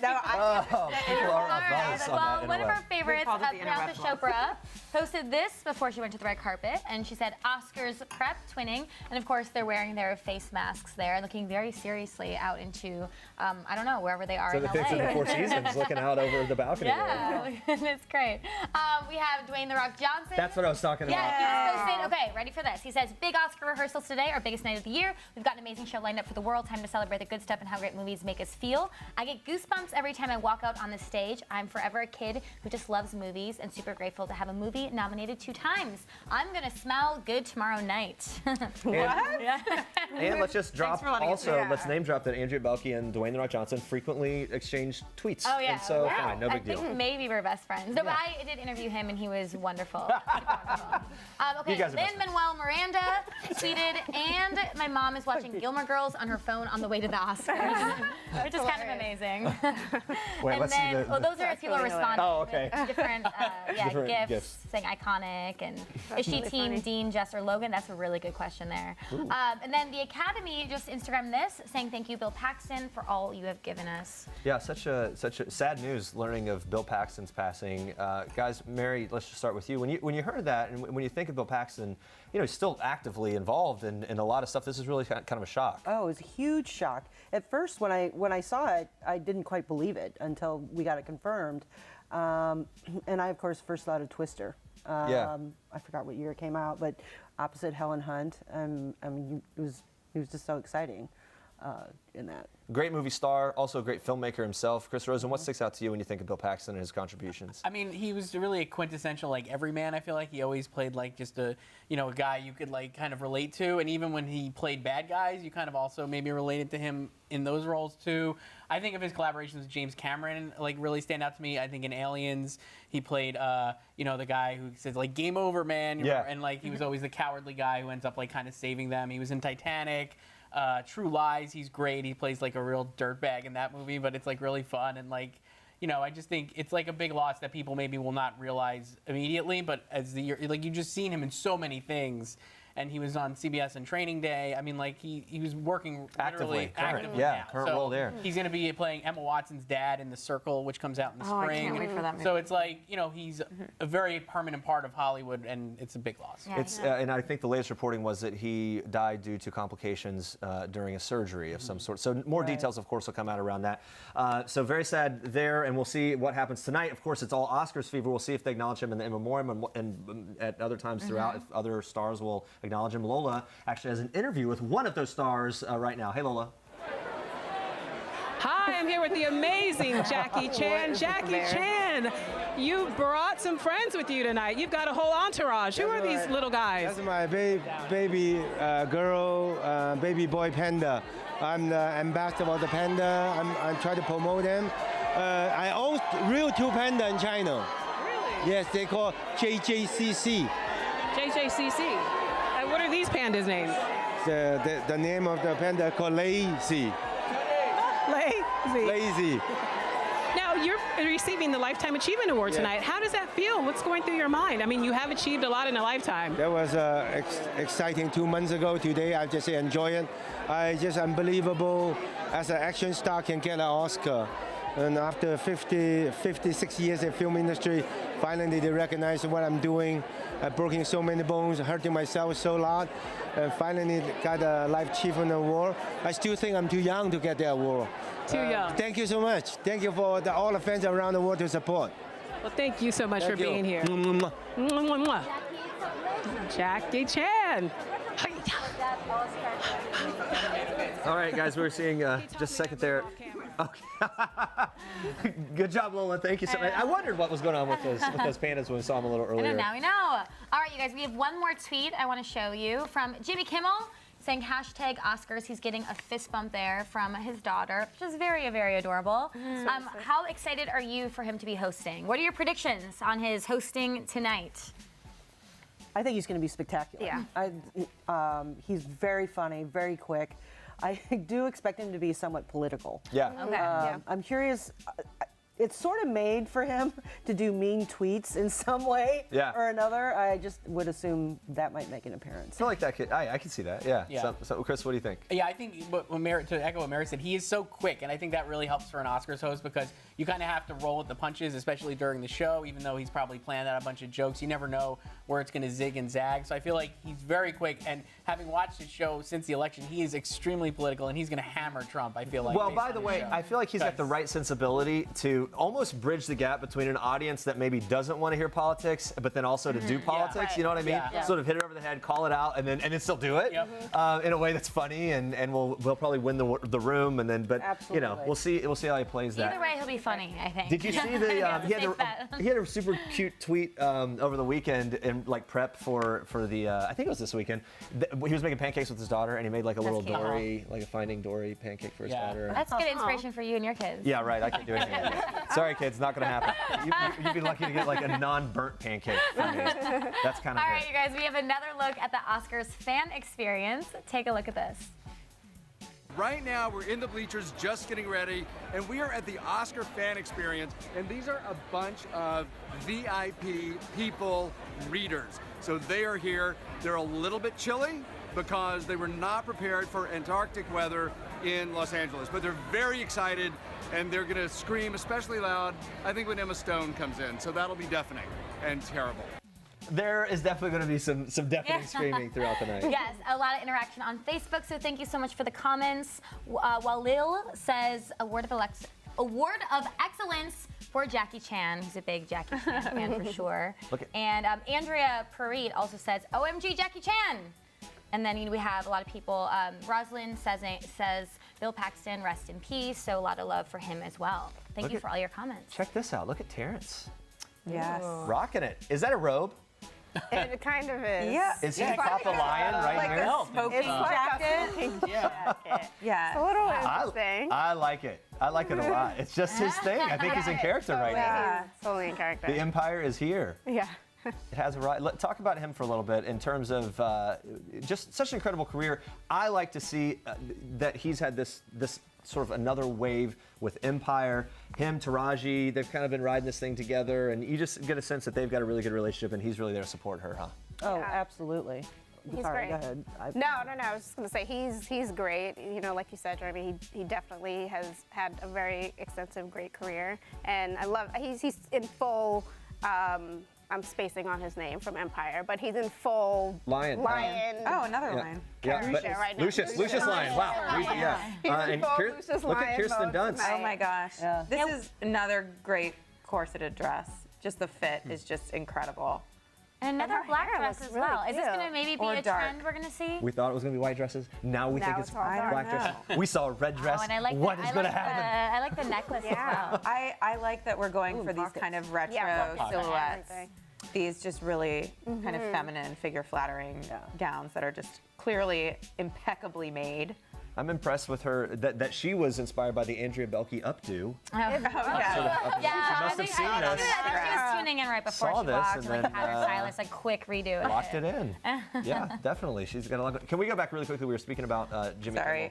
And one of the interesting things that we'll see if it continues is his feud with Matt Damon. That's what I'm hoping for. There's got to Another be. round. It's the Oscars. There's got to be another round of Matt Damon feud in there with Kimmel. Exactly. Yeah, I can't wait for that. I love all of that. I think it's so funny. They've done a really great job of teasing it out. I feel like, and like Jimmy put up an Instagram this week where he was drawing like a mustache on Matt Damon's seat filler. Yeah, right. Seat, and it's just like, man, and Matt is a nominee this year as a producer for Manchester by the Sea, so that's How fun could that it- he'll how could it lose, not and happen? then Jimmy will probably rag him for that too.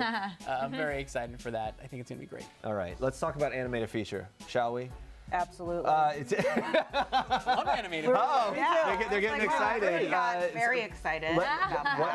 Just right out the gate, who you rooting for here? Zootopia. Okay. Is it because it's the hands down winner or because you loved it? Oh, both. Okay.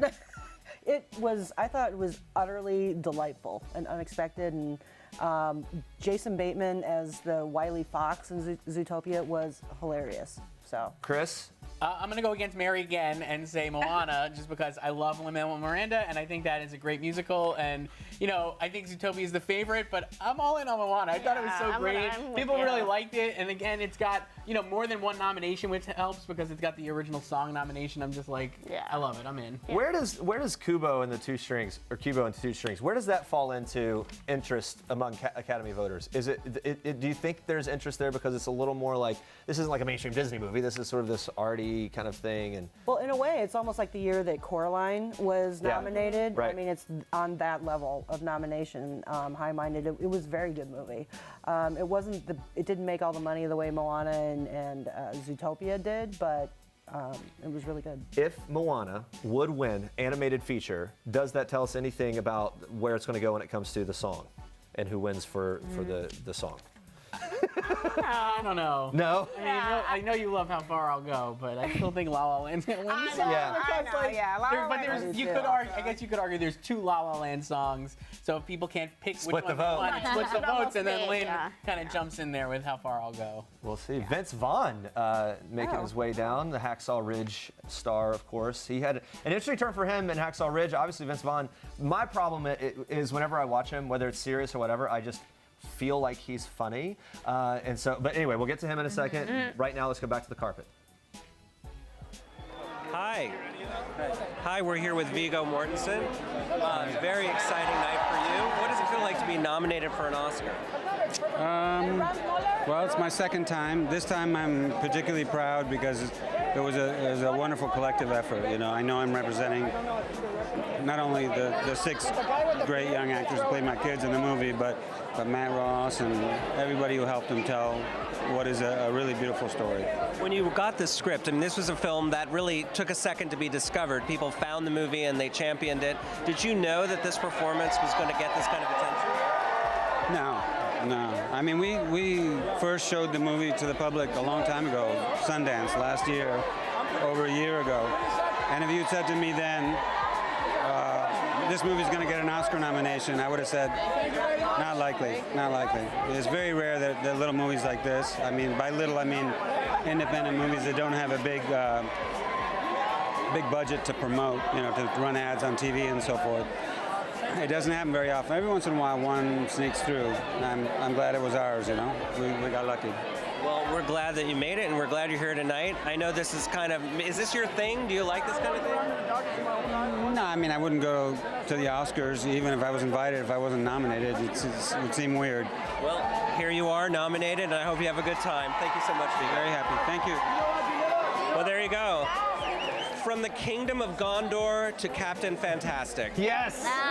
Very good, JD. And we were saying he's leaning into the gray and he's looking good. Chris Rosen with the fashion. Very good. I like that. Yeah. Silver fox here. Yeah. Ladies, when it comes to fashion, do we like the silver foxes that go full silver fox? Of course. Yeah, embrace it. Yeah. Embrace it. Yeah. And how about the three-piece including the vest? We go for that? I think we had that. Am I crazy? Oh, I thought it looked great from head to toe. Yeah. We saw Can't argue that. Yeah, Can't we argue saw a couple that. dresses on there. I think it was Octavia Spencer with the feather on the bottom. And it What looks do you like she think had of that trend, the feathers on the bottom of the dress? We've seen that a couple times. It's pretty. It's pretty. I mean, I love that the dress also has pockets. I'm just obsessed with a dress with a pocket.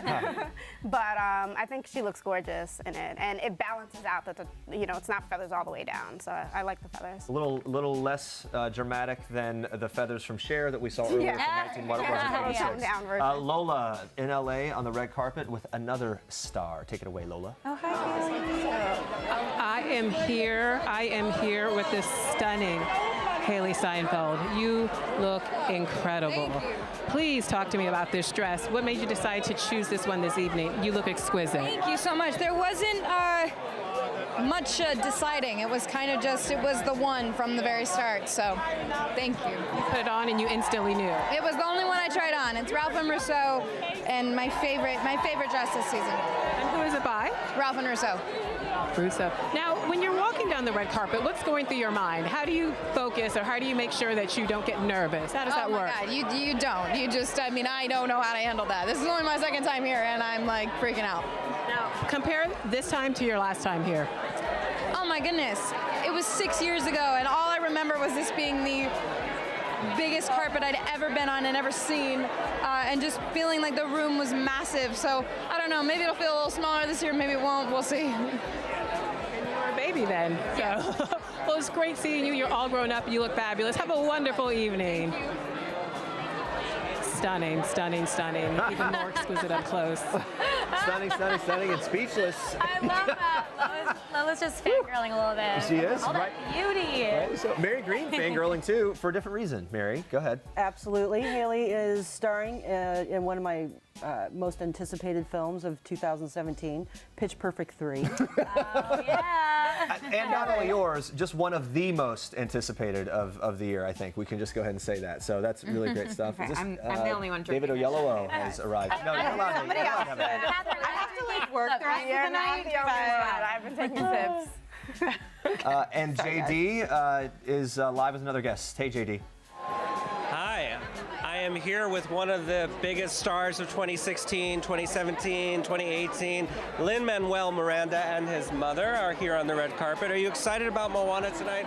Yeah, I'm thrilled. You know, I'm participating in the number, but the star is Auli'i, and she's so incredible. Listen to the crowd screaming her name, and I can't wait for you guys to see her perform. Well, I just think that we really want to turn our attention to your mother now and ask a couple of important questions. Did you know, starting out, that he had this in him?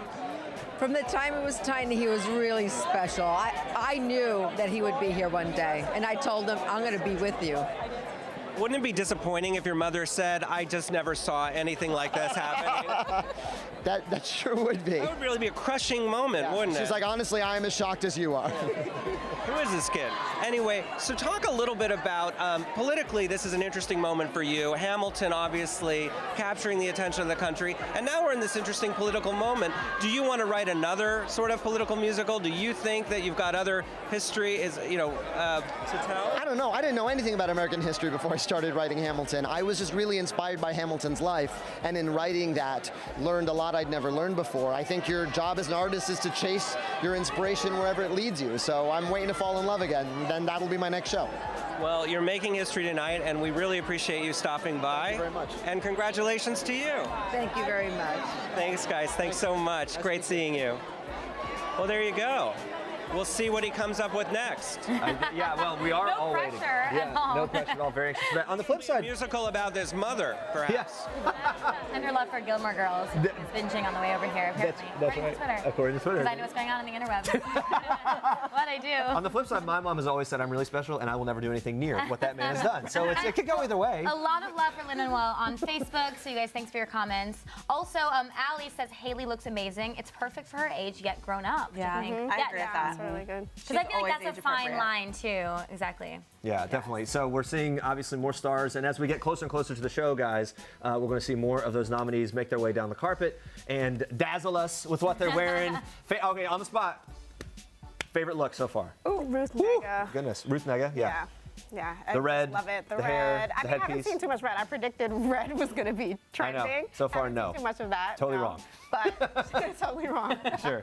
But Catherine? I love it. Oh, Kirsten Dunst. I mean, I just love both Kirsten Dunst and Taraji's just hourglass silhouettes. I'm just obsessed with that, and I can't wait to learn more about those dresses as soon as I leave here. Yeah, I agree with you. I love those dresses. I really like Chrissy Teigen. Yeah.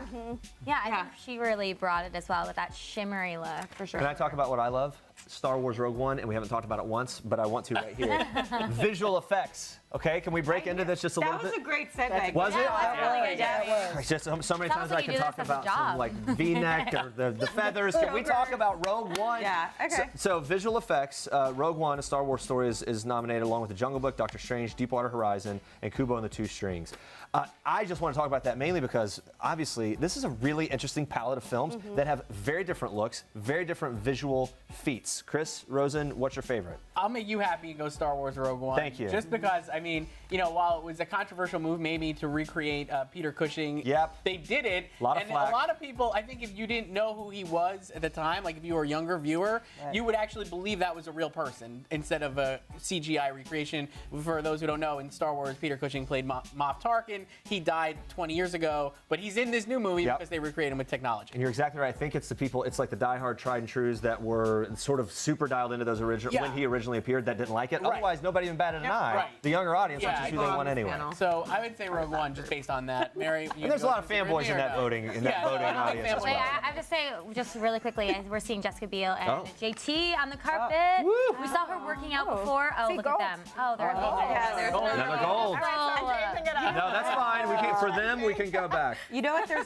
We haven't seen a ton of plunging necklines. Yeah. We're seeing kind of these slightly higher neck, and more like demure. And this really neckline. slicked. They're amazing. There Also is, amazing, the cast of Moonlight, who Lola has live right now. Oh, yeah. Hey, Lola. Hey. Actually, Barry, can you switch sides and put you? Barry. Uh-oh. No. Rearranging a little bit. We There we do go. them. There we go. They're rearranging. Okay, now we're ready to go. Barry Jenkins and the cast of Moonlight. Hey, guys. Hey, what's up? How you doing? So what is this moment like for you? If you win tonight, you'll be the first Black director in history to win an Oscar. What is going through your mind at that prospect? Oh, I mean, it's cool. I'm already a winner. And also, too, being the first anything at this point is bittersweet because there have been other Black directors who've made work that was good enough to be awarded an Academy Award. So it's bittersweet in a certain way. I don't think there's anything special about me. Now, this movie was made on a shoestring budget, shot in less than a month. I mean, Naomi Harris had to shoot her scenes in 3 days. The odds were stacked against you, and yet you're here. You've been the darlings of the award season. Yeah. You've swept every category. Did you have any idea that this movie would resonate with people and be this huge? You know, I never thought about whether the movie was going to be huge or anything like that. I just tried to watch these young men, you know, and make sure I was giving them what they needed to be fully present in the making of the film. I think the reason why the movie's been successful is because these guys just gave their full selves when they were working. There's been a lot of talk about the lack of diversity in Hollywood.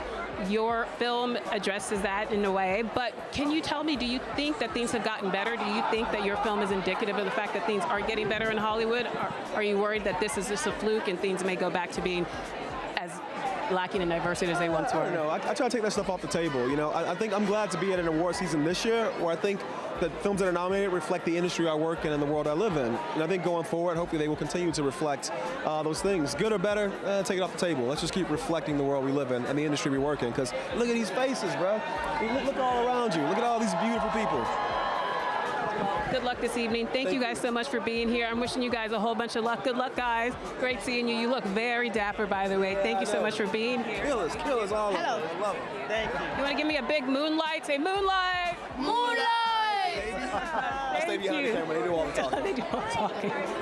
Man, thank you, Lola. You really get the sense they're having so much fun. And Justin Timberlake and Jessica Biel having a ton of fun. Catherine Cass, tell us about this dress. Oh, this is Kaufman Franco, which I just learned from Jessica's Instagram.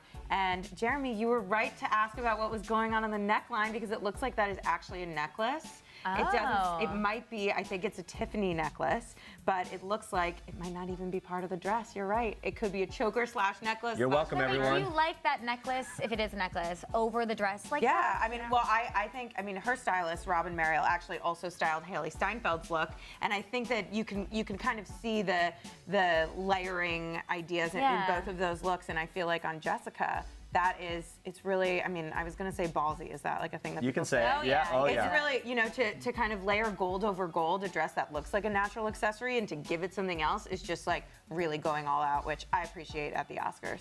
What do we think? There was some chatter about JT's haircut. If we can break that down, we got the high and tight. I missed it. I was not looking at that. I was like looking at shaved up the top, then short on the top. Yeah. Maybe it was mainly Chris Rogan.